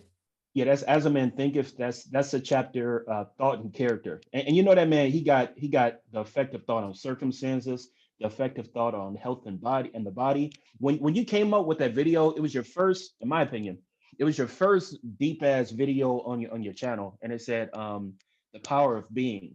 And for the life of me, I could not understand what you were saying, because you was like, we attract what we men don't attract what they want, they attract what they are. And I kept trying to repeat that to myself. And you can't, you always talk about, you got to walk in your prayer, you got to act as if. And I'm like, okay, is it my posture? Do I got to change my posture? Do I got to change the way I'm talking? And then when I read this book again, it was like, nah, you got to change your thoughts. And the reason why, I'm going to show y'all this. I kind of want to prepare, but let me show you. And at the same time, it is in your posture too. Facts. To be honest, this is what I want to show you, boss. So you see this. So this is something that Bob Proctor made, and somebody made a diagram. So yes, it is in your posture, but your posture is at the end. And of course, this is my perspective, but this could be flipped around. You could change your behavior, which changes your thoughts. But when you start with your thoughts, like for me, I'm a successful, profitable insurance broker. When I continuously think that turns into my feelings, and I started to feel that way. I don't think like a person who is extremely successful can even come up with the thought of, I got to pay rent this month. He's thinking about some completely like 10, or he or she is thinking about some 10 years, down the line. So thoughts create your feelings and your behavior. And that's the formula I go on. What you were saying, bro, my bad. Oh no, I was just saying while you were talking camera over, I said and you said it's that end stage. Like it is in your posture, because when a man is sitting there thinking like, man, how I'm gonna pay bills and he's in a different mood. When he's thinking how I'm gonna do this, how I'm gonna do that, he's wearing, and he's walking around town, he's walking the job, he's walking around the mall. He's in a different posture. When he says, you know what, I am that I am, he stands up and he walks in a different. That's why, man, most of my meditation is walking around the block. I got like a 3 or 4 mile route of walking around the neighborhood, And brother, when I'm walking around, I'm literally somewhere else. I'm doing something else. I am somebody else until it becomes who I am. Like walking and meditating, brother, it to me, it's powerful, man, because it's like I'm walking in a different energy, literally, man. I like that chart though, brother. That cycle. That was perfect, man. Appreciate it, brother. I just want 2 seconds on that. Yes, Chart you just showed, like when you say, brother, your thoughts become your feelings and then it go to your behavior. I think they all in one, because if I could tell myself, make my thoughts, I'm a millionaire, but if I really don't feel like that, then it's just a thought and I'm just, you know what I mean? So it got to be something you believe in. That's where the limited beliefs come in. You know what I mean? Yeah. That belief is heavy, man. And I'm not sure who said it. I think that was Dad said that earlier. Belief is heavy, man. And I think the reason a lot of people don't, and we're gonna come to you, Wesley. I think like, and I don't know because like my father passed away when I was a teen, when I was young. But in my mind, I asked myself, I said, man, I wonder if I would have the same thoughts I would have now if my father was still alive. Because I don't know at what point in time I would have challenged his thinking. Because it was like, to me, that's my dad. Like, he knows all things. So it's like, would I have just rolled on out with that? Or would I have challenged that at some point? I asked that, man. And that's dangerous, man. Like my son, and I remind him all the time, I'm like, man, like the stuff that I think, what I believe, I don't care if it's about marriage, I don't care if it's about spirituality. Like listen to what I'm saying and take it for what it's worth, but you be you. Like question everything. You know what I'm saying? Because I want him to make his own, because I don't want him to fall in that trap that the 99% of us fall into, man. That's just saying, like, at some point, we got to realize that our parents, our preachers, our imams they're human. And they're giving us their spiel. Even these authors, man, that we tend to prop up. We can read these books, and just because it's written in a book don't make it gold. We still got to run it through the process. We still got to say, you know what, these dudes are human. Just because it's in print, sometimes people say it's gospel. That ain't always true, man. We got to run it through our own filter. What's going on, Brother Wesley? And brother, it's 9:30. I'm gonna try to cap it off at 10. Just give y'all 30-minute heads up, because 10 at the latest. Some people are going to service. Some people, doing things today. We changed it up, so I don't want to go another 30. What's going on? Y'all hear me? Yes, sir. Can you hear me? Yes, man, sir. I was thinking on something that pertains to this in a way that I could always remember my grandfather saying, working to keep a man out of trouble. It was still on that work deal, because anytime you really plug in and start working and you're really working toward it and you're really putting in the work, you're going to see results. You ain't got to know, that's why I think back, I can remember seeing him sitting in the swing, and I'd be trying to convince him that I'm doing this, I'm doing that. And he would always slide something to my mama to get back to me. That boy ain't doing nothing. I seen him going across that highway. Yeah. And I'd be like, how you see that? But it's really true. When you really start working, like right now, Warman, because I'm thinking about, it's a book that I read, and I didn't finish it. T.D. Jakes wrote that book about soil. And the way he broke that down, he was talking about when it comes to a time when his daddy was an entrepreneur, but he didn't know it back then. It wasn't called that word. They didn't have the knowledge and the avenues that we had. But he said one thing he noticed, it was time for his dad to actually grow the business, but he didn't. And that's what took him out. Like, instead of hiring people and letting the business soar and managing it, and still, working a little bit, but he did not do that. And that's something that I'm at my point in my life at, because it's time that I got to get everything that has been put to play here to moving so it can go on and flourish and soar. And like something I heard you say, so you said a while back that you're not there yet, but you just, it's a matter of repeating what you got going, and it's just gonna keep on growing to it. Just repeating is just a matter of it. That's where I'm at right now too. Just keep adding and growing, sacrificing, grinding, because anybody who I hire to work along with me, this one thing that I do. I'll teach them, which they already know, but I'm watching them just a few little things, but then I'll make sure I get out there and do it to gain the respect, like, well, we know he'll do it himself. Because it's nothing worse than you hire somebody. And I always said this from being on the job. It's easy to tell somebody to do something and be this, that. but they get more respect when they know you get out there and do it. And then it's like, man, you know what? That make them want to, like challenge each other. Yeah. And they feel from a place. Go ahead. Well, I was thinking about your situation, man. I remember when you were telling me about the story when you started moving in your own stuff, and you was like, and that made me think about like the power of work, like the magic is in the actual work. For y'all don't know Brother Wesley, man. Brother Wesley owns a successful you follow up on the construction, right? Construction. Yeah, construction company. Construction company. Yeah, I know. Yeah, man, I'm telling you.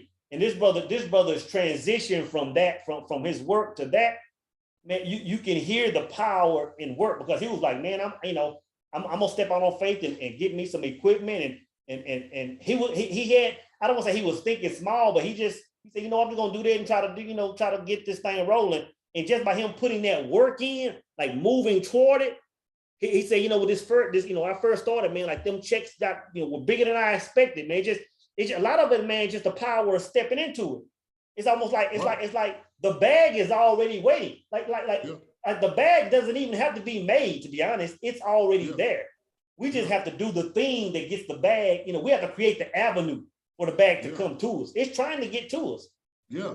And what's starting, it's a perspective you have to look at it from. Like you will hear and you search and knowledge, like what people doing, maybe some of the same jobs you do. And you hear them bragging about, oh, I made this, I made that. But I don't even worry about that, because when you do good work, I'm building this. So guess what? People looking for a matter of time. It's like I've been watching for the longest. The smartest people will start out just a little bit lower, and before you know it, they right there hard. And when they put the other people out, that's how it goes. You just got to make sure you do good work. And one of the favorite things I said, make sure you doing work like you're doing it to the all, and it'll work. That's tapping in. Yeah. And to be honest, that's what you're doing. Yeah. It's kind of like in I'm gonna read this real quick before we go to brother Mo. It said, but he that receiveth the one when dig in the earth and his Lord and hid his Lord's money. Like that's how you're giving back to the all, man. By literally doing his work, by serving his people, by doing it So man, I get it, man. And it's almost like if you're getting ready to to send an email to the all, you're gonna proofread it, you're gonna make sure that signature right, you're gonna make sure everything is tight, because you're sending it to the Most High, So we gotta do that. Like if we're gonna do something and half-ass, it's like, man, like are we really gonna submit this to, One thing I'm gonna say, and then I'll pass it on. I just look at it from when you start moving, like my mentor steady pushes me. I don't want nobody around me to make me feel comfortable, because when I'm comfortable, I can't grow. And I told him, I said, I'm cut like that, man. If you see me doing something that ain't gonna help me take these steps to where I'm trying to get, like the old folks said, cut me across my ass. I'm just saying, that's the way I am. Yeah. And when he heard that, he was kind of like, he liked that because he related to that. Yeah. So as we keep challenging each other and I see him doing that, I look at little stuff like, it's nothing more to than you think about it. Your mentor bringing you along. And he was just telling me yesterday that one of the city managers told him, man, I'm gonna chunk you all of the old vacant lots in the city, because what y'all are doing is bringing tax money to the city. See, when you really start moving, them doors start opening up. Yeah. So it's just a matter of time before, that's how it go. And something that he gave me, he said years ago, well, one of the Iranian guys from his neighborhood, he asked him, why you come over to my hood and buy stores here? And he said that guy inspired him with something. He said, remember, where there's trash, there's cash. Yeah. That's real. Yeah. Hey, that's deep, man. That always stuck with me. People want to jump over there with everything looking pretty and this and that. But remember, somebody had to develop that. Yeah. Sometimes you got to fall back and see what other people ain't seeing. And that's in anybody's purposes, because it's always room for everybody's purpose they're going at. It's going to be something in there that's fill in that gap. You're on your way, man. Yeah, I agree, man. Appreciate that, brother. I appreciate those words, man. Yeah. Appreciate it. What's going on, brother Mo? And I'm calling you Mo because I don't want to mix your name up. Moise. Moise. It's like you're saying Louis, but with an M. Moise. Okay, bet. I don't get that. What's going on, I'm brother? Asian, so that's why. Just like the president of Haiti who just got assassinated, the last name Moise, that's the same name. Okay. Yeah, Moise.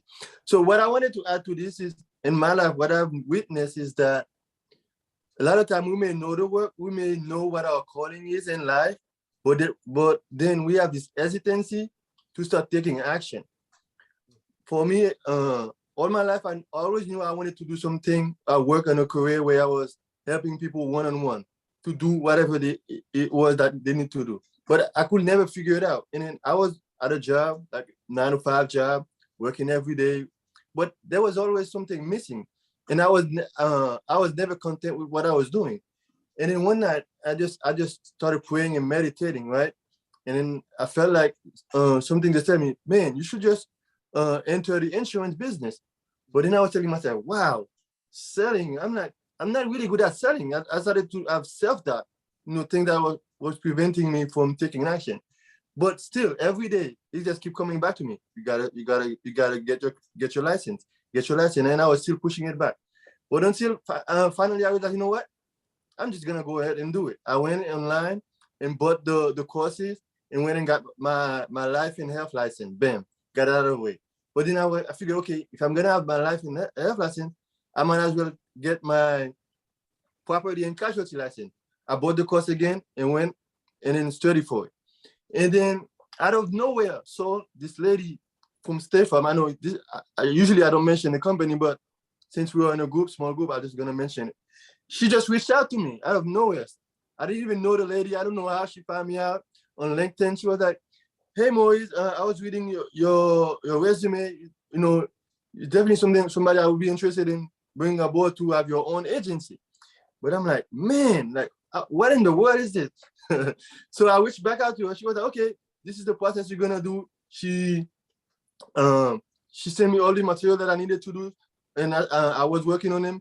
But then I realized also too, if I just start with the agency and having my own agency and not having the experience like working one-on-one with people, I'm really gonna struggle and I'm not gonna be able to help people the way I really want to help them. And then she was like, okay, that's a good idea. I know this guy who has an agency who's also looking for someone to bring on and coach and train. And then she connected me with that guy, and now I'm working with him. And then another thing too, I was also hesitant. Even still, after I got all this opportunity, I was hesitant to leave my current job. Why? Because I was comfortable, and then I was that fear of not knowing what the unknown gonna be like. But then again, I'm like, you know what? This is my time. If I'm gonna do it, it has come to me. I might as well go ahead and do it. That week I left my job. It felt like I was born again. It felt like finally I was living my purpose. Finally, I was living my mission. Now I'm not as successful yet because I'm only 2 months in, but yet every day that I get to help someone buy insurance or help them with a situation with a claim they got into an accident, it brings so much joy into my life where I feel like, man, like this is all I've wanted to experience all my life.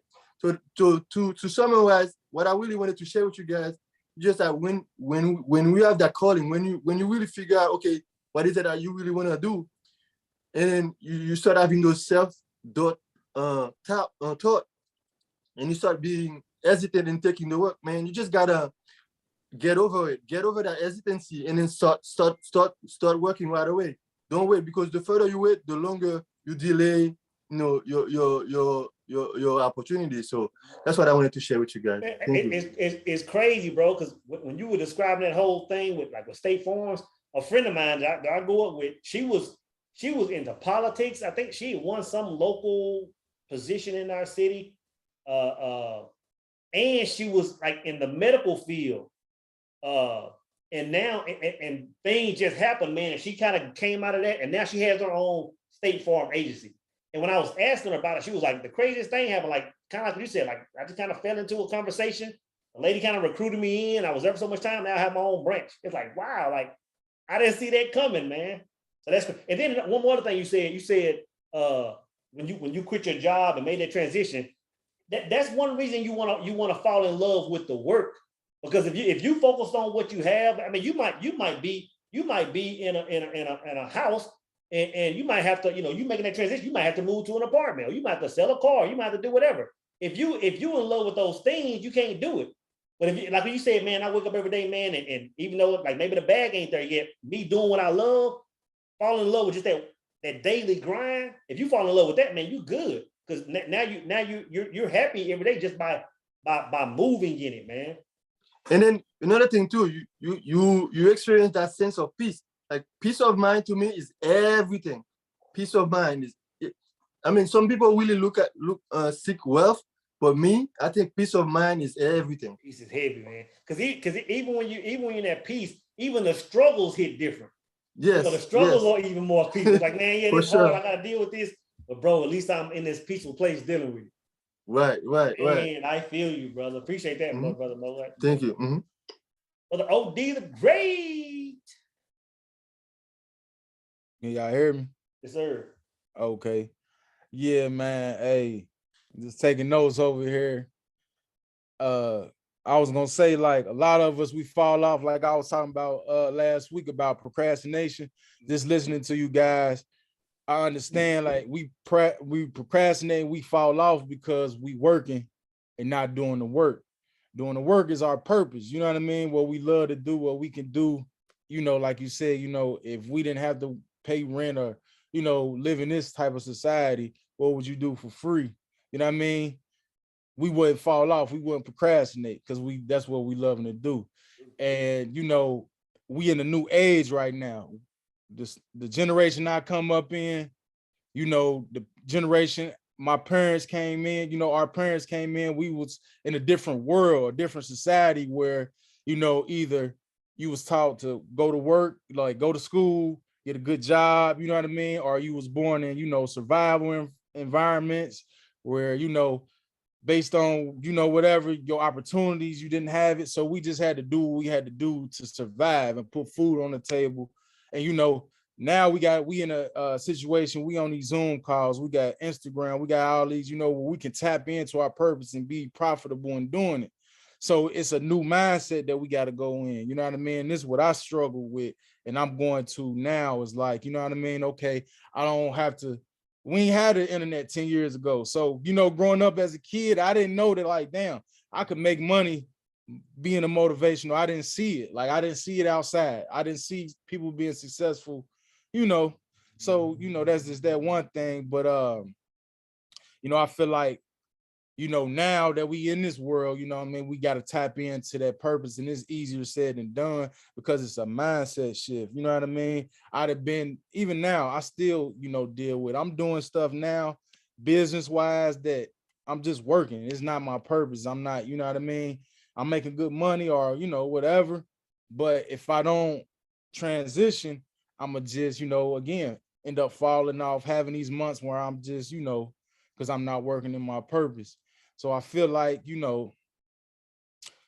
right now in my life, bro, what I'm trying to do is like, bro, you made that video about the Devil's Bridge. I don't know if you've seen that, but I went out there, bro, like just start facing my fears. Like, I'm about to jump out the airplane too, bro. Like, you know what I mean? I'm about to skydive, bro. Like, just start jumping off the cliff, man, and just doing it, taking action, bro.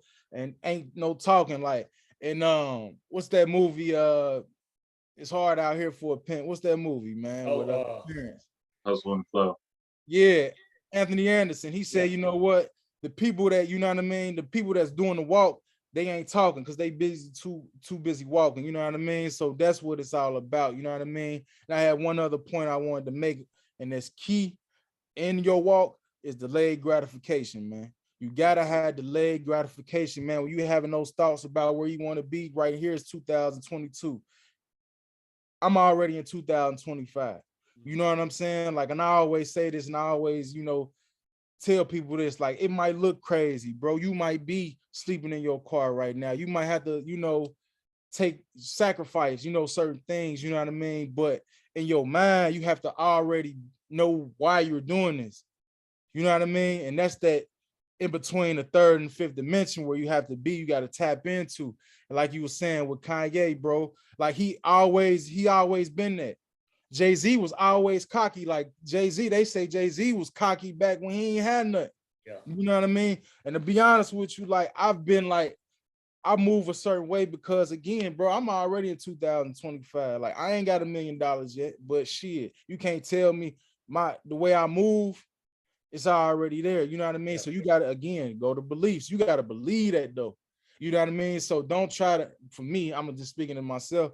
I don't try to have these astronomical thoughts of, you know, having $1 billion and, you know, being the best motivational. Well, I do think like that, but like, you know what I mean? Like something I could believe though, like, you know what I mean? So yeah, just all in that, like, you know, face your fears. You know what I mean? It ain't gonna be easy, or we all be doing it. We all be in our Jay-Z's or Kanye's, and some we are now though, for real. I know I am. I can only speak for myself. I'm in my Jay-Z right now, but it don't look like it. You know what I mean? You look like I only made a couple videos. I'm just now, but I'm already knowing what it's gonna be. So yeah, I don't want to be long with it, man. But yeah. Love it, bro. Love it. Hey, what's your IG again, man? Television. I'll put it in there. Yeah. I was trying to look up your channel the other day. I was gonna share one of your videos, and I can't think of what it was. I typed in OD. I said, "Nah, it ain't that." So I couldn't figure it out, bro. I've been falling off like again because I've been in this business, you know, doing the work. But man, I already say, man, it's just time to jump off the cliff and just do it. You know what I mean? Yeah. Like make that transition, man. Yeah, appreciate that, bro. Yeah. What's going on, brother? Brother, walking your light. Yeah, what's the deal, man? How you doing? Yo, that was a beautiful word, man. Appreciate it, brother. Yeah, that was a beautiful word. Do the work. I'm an advocate of that. Like that's really big. Christopher said something and you asked him a question. I just wanted to give a little clarity on that. You asked him, what was that up and down, right? And so we all go through that up and down, especially like if we have those visions and those goals to do certain things. What happens is sometimes we lean a lot on that willpower. We lean on the conscious brain as opposed to really diving deep in the subconscious. So what happens is when we experiencing those ups and downs, we haven't really transferred the real thought and belief onto the self-image and really dive into building the subconscious. Because sometimes if we press for a desire or we press for a goal, it's like, I gotta make this, I gotta make this, I gotta make this, like I need this, or I want this, and that's the driver. And so a lot of times we moving towards the driver, which means we leaning on willpower. And willpower works, right? But we want it to be effortless, right? And the more we can really dive deep in the subconscious, and in order for us to really dive deep, like the young brother said, to be still, that's the only time where we can truly, I mean, you know this, we all know this, but just reiterating it, the only time we can really build in the subconscious and change that self-image is if we're still, if we're able to like pull out all of those things that don't identify with the individual that we see ourselves as. And that says that goes back to what you said earlier, being able to go into the childhood, being able to catch the triggers. What's triggering us? What's making us think like this? Why do we react like this? What makes us do like this instead of being in our stillness and being able to like take those things out, operate in forgiveness. That's like my second module that I teach, right? Like if you don't operate in a state of forgiveness, your heart is hard. That means that your mind is going to be closed. So there's no harmony between the heart and mind. You want to make sure that there's harmony between the heart and mind so that there's the flow there. When your mind says something and the heart agrees and the heart says something and the mind agrees, that's a flow. That's connecting, right? We're electrical beings, right? So the more we're able to do that, we emit a stronger power. But we have to be mindful in order to really do that. We have to do that internal work because the internal work is going to give us the answers. The more we sitting there, like I teach my people, grab your notebooks, write every day. Every day there's a writing day. Every day we're writing so that you can uncover and you can see what's going on beyond your conscious thought. Because when you write out, there's a book called The Artist's Way by Julia Cameron. And she teaches people how to tap into their creativity, right? And she says she has an exercise called the morning pages, right? And so every morning you write 3 pages, right? And you do this for a certain amount of time. And she's absolutely right on this. But she said the first page you're going to really be writing, you're going to be in your conscious critical mind. You're just going to be like writing, thinking, and then after you get to like your second, third page, you're just in the flow, right? And so we need to be able to do that because the conscious mind is always dumping shit in our head. Boom, boom, boom, boom, boom, and keeps us in the judgment zone. And so we want to be able to do that without having to necessarily like fight all of these different thoughts. And the only way to do that is to really dive deep and to be the observer of our thoughts, observe these things, observe our actions, observe our behavior patterns. And the more we're able to do that, the more we can implement new things in our mind. But that's work, right? And understanding sometimes the pattern is the work as well, right? Like understanding like, oh, yo, I'm going and having that truth with self. Oh, I'm going through these ups and downs. What's creating these ups and downs? Oh, I really got to dive deep on my self-image because I'm holding on to this belief. Like, I know I'm pushing past it. That's like almost like, you know, you're not strong enough to do something, but you just will it like a man, like, fuck it, I'm gonna make that shit happen. You know what I'm saying?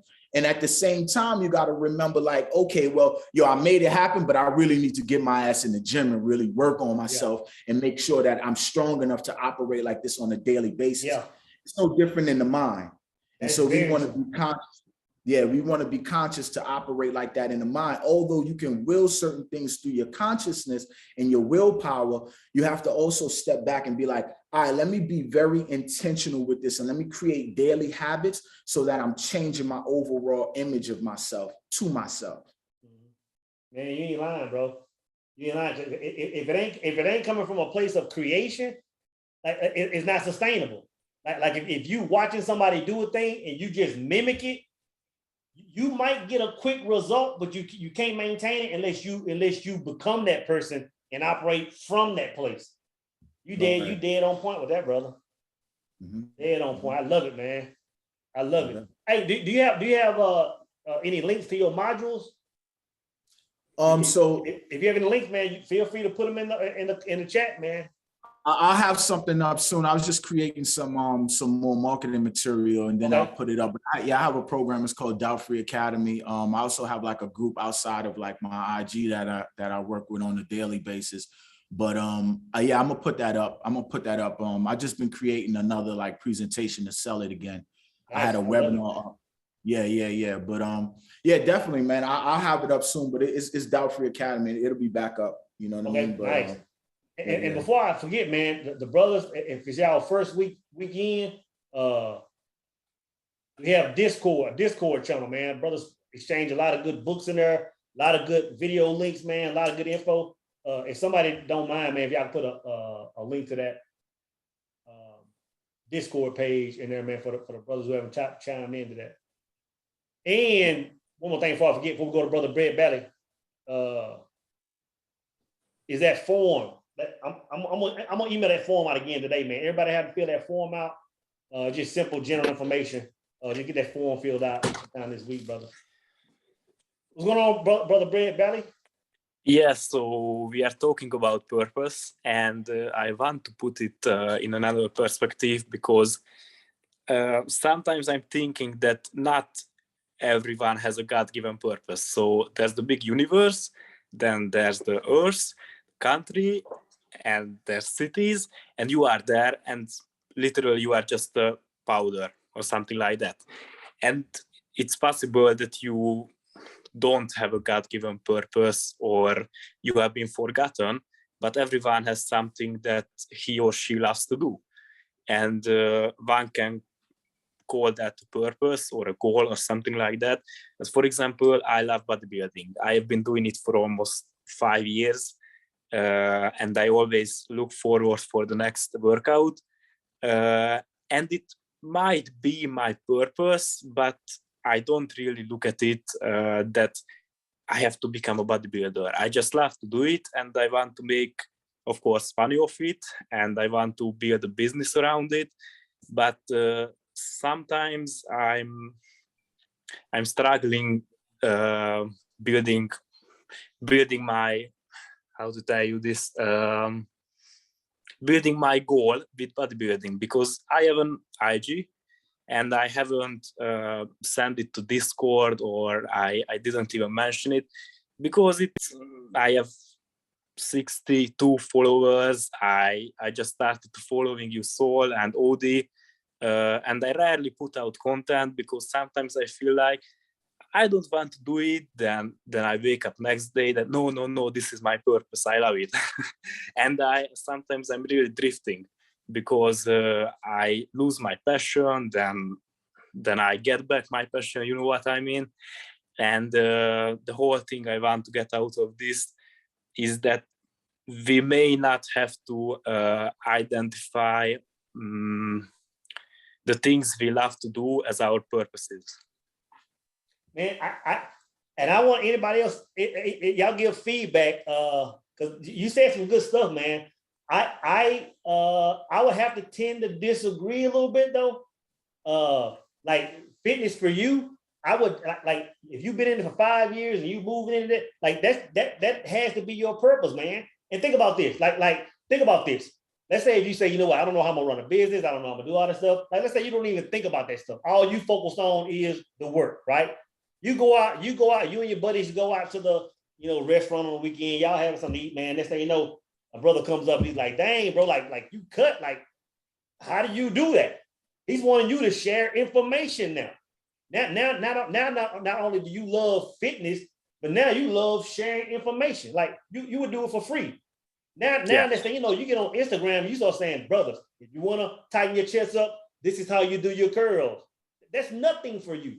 You're not even working doing that. Now you're getting a following behind that for doing something you would do 24 hours a day. Like that's your purpose. I follow a guy on Instagram, man. All he does is hike, right?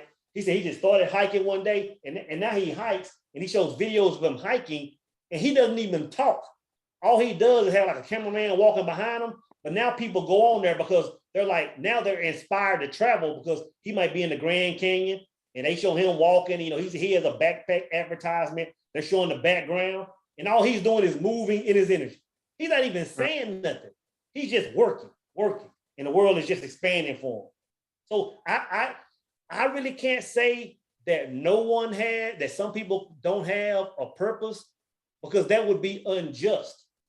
I would be pissed if I was one of those people and I could look at y'all and say, y'all got purpose and I don't. I would say, man, I'm not even serving this entity. So I think some people's purpose is to be on stage, a Jay-Z, Beyonce, and some people's purpose is to walk and not even say a word, but they're still impacting millions.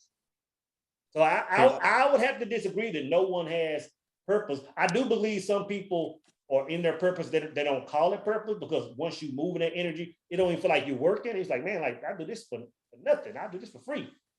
But somebody's looking at you like, dang, I want to, when I see fit guys, I'm like, bro, I want to tap into that energy. Like I want to be fit too, man. And I saw you, brother OD, when you was at the Grand Canyon, when you was Devil's Bridge, and you was flexing. I remember that picture, and I was like, oh dang, OD swole. So yeah, so fitness, bro, that's a heavy purpose, man. Yeah, just continue to move that as well. Yeah, add to that. Oh yeah, go ahead. I just add something really quick. There was two things that you said that I just want to touch on. One of those things is like, if you waking up day and night and you each day and you probably thinking like, oh, I'm here or I'm not there or it's this or it's that. You want to be mindful of the thoughts that you're really entertaining, right? Like be conscious of the thoughts that you're entertaining and all those thoughts really like, are they feeding who you are as a person? The other thing is you want to be mindful, like your purpose, it doesn't just because like people hear purpose and they like, oh, well, I got my purpose and I know what to do. Now, your purpose, you're going to have to also align other tools on your tool belt, right? You may have a purpose and your purpose is to do one thing, or your purpose is to be like, okay, you can do this, but you may have to add a hammer, add a screwdriver, learn how to do marketing, learn how to do this, learn how to become a better speaker, learn this. Like you have to add other things to your tool belt. You can't just be like, well, this is not my passion or this is not this. Because a lot of times people looking for the shit to drop on their lap, and it's not going to work like that. You got to really like work for this. Like because to tap into your passion, to tap into your purpose and live a life of freedom, that ain't easy. We got to stop acting like that's easy. We got to stop acting like, oh, it's going to roll over to you. It's not. You got to be intentional. You got to want it, and you got to bust your ass for it. You can't be fickle with it. You can't have a contract with the world that you negotiating every other day. Oh, well, if it do like this, it's going to be like this. Or do now, you got to be non-negotiable with your shit. Be non-negotiable with it. Say, yo, I'm going to find it. I'm going to develop it. And I'm going to build it every single day. You got to be real with it. You can't be fickle with it. That's like if you're dealing with a woman, right? A woman don't want you fickle with it. If you really want a woman, you can't be like, well, you know, she gonna get rid of your ass real quick and go get with the dude that's sure. And you got to be mindful to do that. The same type of energy that you treat a woman with, treat that with your business, treat that with your dreams, treat that with your purpose. You got to be mindful, like, yo, this is real. This is life. This is not like an easy decision to be like, well, I think that it's like, no, you got to be non-negotiable with your shit. So, I mean, I do give a little energy, but you know, at the end of the day, like you got to add more tools on your tool belt. You don't just look at it and give up and be like, well, today I'm not feeling it. It's not. Add more tools. What else do you need to make that work? What else do you need? Add that. Yeah. Add on top of that. That's real spill what he's saying. Something that I've been dealing with that I ain't got no, you know, a lot of social media, but what I am finna start doing, a lot of times I do a job, then I get through and be like, man, I should have recorded that. It turned out beautiful. I'm just working. I just get out there and get it done. But I said, man, I'm really, and my mentor told me, he said, man, 30 years ago, that was cool just working in word of mouth. He said, but now you need to be recording this stuff because people see it just like that. I think that comfort zone is, and that's an easy place to get into. It's like, I know how to do this. I know how to do this part. And if it's making me some money, then, hey, I'm cool. When really, to expand, it takes getting uncomfortable. And I have a lot of areas, man, that I suck in, that I know I could increase profitability. I could do all kinds of stuff. It's like, man, I need to step outside of that comfort zone. And I appreciate that energy, walking in light, man. And I don't think he was talking directly Absolutely, to you, Red. I think he was talking to everybody. He was talking to us as a collective. Right. Yeah, to the whole. I felt that energy shift from answering your question to just say, hey, this is the truth. Yeah. I'm over here like Yeah. I'm over here like he talking to me, man. I needed to hear that. Yeah, I was saying this. I said, man, I got some comfort. I think everybody falls in that comfort zone. Because it's easy, it's easy to be there. It ain't no smoke there. Because then when you step out of that, man, start doing something different, you looking crazy. Kind of like we talked about in U Squared, when brother was somebody, and that was a small book, when he said a lot of reasons people won't make that leap because they're gonna look crazy for a minute. You put that first video out there, you start a new editing technique, they're gonna be like, man, what the world is he thinking about? It's like, but that's that move, that's that work. It's like, hey, it's like you might look crazy, but 90% of the people won't even make the move. So it's like, screw it, call me crazy. Y'all sitting still, pointing the finger at me. At least I'm moving, man. But yeah, going back to what you're saying, but I think fitness is heavy purpose, man. I mean, you get on. I can name a million people online, internet, who's moving. Hell, Jalen Ellison, you see Jay down there. Jalen, he's doing that. He fell in love with fitness, wasn't doing nothing with it, but just getting big. Now he started talking about it. He's Instagram about it, and this world is expanding due to it. Fitness is heavy, but that's $1 billion industry, if not trillion by now. I was gonna say, bro, I even heard you say, Bally, that you was thinking about, being like a personal trainer or something, didn't you? Like no, I don't want to be a personal trainer. I feel like that to spend 12 hours in the gym and you have to do your own workout as well. That's a lot of time for me in a day.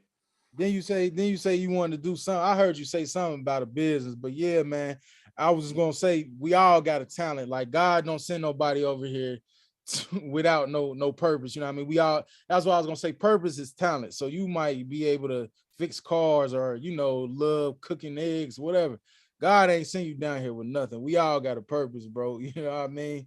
Even back in the old times before this society and capitalism and all that, like when we was in villages and hut, God sent down somebody that knew how to be a doctor. Like just think about who the first doctor was. Wasn't no books. No, how did he learn to, okay, this plant heals like he was sit down, it was a download. He had the warriors, he had, the women that knew how to do this. Like he sent you down here with something. No doubt. We're gonna make brother Chris the last one, and we're gonna wrap it up, man. Yeah, man, real quick, man. Just to go back on the topic of purpose, I agree with Soul and all you other guys. I believe that everyone does have a purpose, and I believe like the quickest way easy way to find that, not an easy way, but a way to find out what that is just, I mean, we've all heard it, just understanding what you'll do for free, right? And if money wasn't an issue, what would you want to wake up and do every day? And also, Soul made a video about what do you want to leave this earth when when you're not here anymore? What do you want people to say about you? I think that's probably the best way to find out what your actual purpose is. And I wanted to say as well, once you discover what that is, a thing that's helped me is this book right here. And I think that everybody should get it and check it out. This book changed my life. It's called The Magic of Your Mind by U.S. Anderson, right? And what I began to do in my life, and I see what's changed me, is that I stopped identifying so much with my ego and my physical. Like we look in the mirror, I can see myself right now on the Zoom call. I try my best not to identify with this physical being. I try to identify with what's inside. You know what I'm saying? I try to look at myself as like an instrument that the Most High is using to operate through. You know what I'm saying? So whatever I put out there, whether it's a book, whether it's music, whether it's anything I put out there, whether it's a Facebook post, I don't look at it as Chris, this physical being releasing. I look at it as God, the infinite divine providence speaking through me and putting this out there. So once you stop identifying with that, it becomes easier to do things because it's not me. It's not this ego that you see doing this. It's especially if it's something positive. It's something more divine. It's something infinite that's using you as a vessel to express it to somebody else that needs it. This world needs it. So once I started doing that, man, I seen that it's much easier for me to do what I feel like is my purpose every day, because I operate as an instrument from the Most High, and this book really nailed that home for me. You know what I'm saying? So that's all I wanted to say, man. Like every day, I feel like we should just try to really identify ourselves as an instrument, and not just identify so much with the ego. Just look at yourself as an instrument that God's using to express whatever it is to express. So you don't have to attach yourself to that so much. It's like, it's not me, it's God just speaking through. You feel me? I love that, bro. I love it. And appreciate Brother Jefferson put that link to that book in the chat. If anybody want to click on that before we close out, man. And I'm sure it'll work its way to the book section of Discord. That sounds like a powerful, man. It's 10:10, man. I really didn't want to go past 10 o'clock, man. I know we got something to go to service, some family events, breakfast with the family, whatever we got going on. I just want to wrap up saying this, man. We just have to understand. I think one thing that'll give us the energy to move different is understanding that when we get up in the morning, man, we eat our breakfast and we go to work, whatever we're doing for work, man, like that's an honorable thing. Let's do that, man. Let's give a company 100%. In exchange, they're paying us for that. But we have to understand that when we get off, now it's time for us to pour into ourselves. And as we pour into ourselves, that world will expand to give you options. So you know what? Now, if I still want to stay at General Motors until I'm 65, like I have that option now. Or I can do both. Or I want to fully, my world might overtake this other one, man. Just moving into that work, I'm telling you, it'll expand. That's one thing I want to leave. And the second one is, I'm not sure who said it. It might have been Brother Wesley that said it, that do it like you're doing it for the all. And brother, I'm telling you, just you saying that changed something in my brain. I said, man, like that's huge. Like every single thing I do now, I want to make sure either I go 100% or I don't even touch it. If I'm not gonna go 100%, if I don't want to step my brand on it, if I don't want to, as if I want to, going back to your situation, brother, if I don't want to take that picture of my final project and send it to the all itself, don't even do it. And I think just by moving like that, the world will shift, man, because now you're pushing excellence into the world. I think a lot of us get comfortable and say, you know what, I know I could do more, but I'm good. They'll be all right with that. You know what I'm saying? I think when you push that excellence out, like you're sending it to the top, it's like, man, let me make sure my T's are crossed on this number.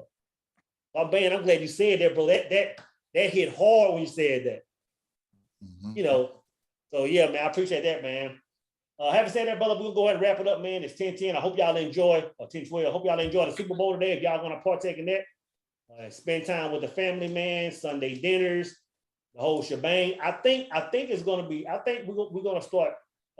Maybe not every other, but I think sprinkling in some Sunday mornings, or maybe some other days of the week. Maybe like a Wednesday every once in a while to kind of see how everybody, because some people are just watching replays the whole time. I'm glad to see some of y'all brothers chime in today, man. It was good to get a few new voices. So I might throw a poll or something on Discord or somewhere and get some feedback on that. I think Sunday evening at 8 is like the foundation. Kind of get that done, then go to the week that evening. But to mix it up is good too, man. So y'all brothers have a good Sunday, man. Love y'all, brothers. Hope to see y'all again during the week during Discord and next Sunday, brothers. Y'all have a good one, man. All right, Have a appreciate good it. Yeah, have a great week. Bengals Best finna of win luck. it all, baby. Bengals finna win it all, baby. I knew somebody was gonna go with it. I think the Rams gonna do it, bro. We gonna see, buddy. We gonna see about that.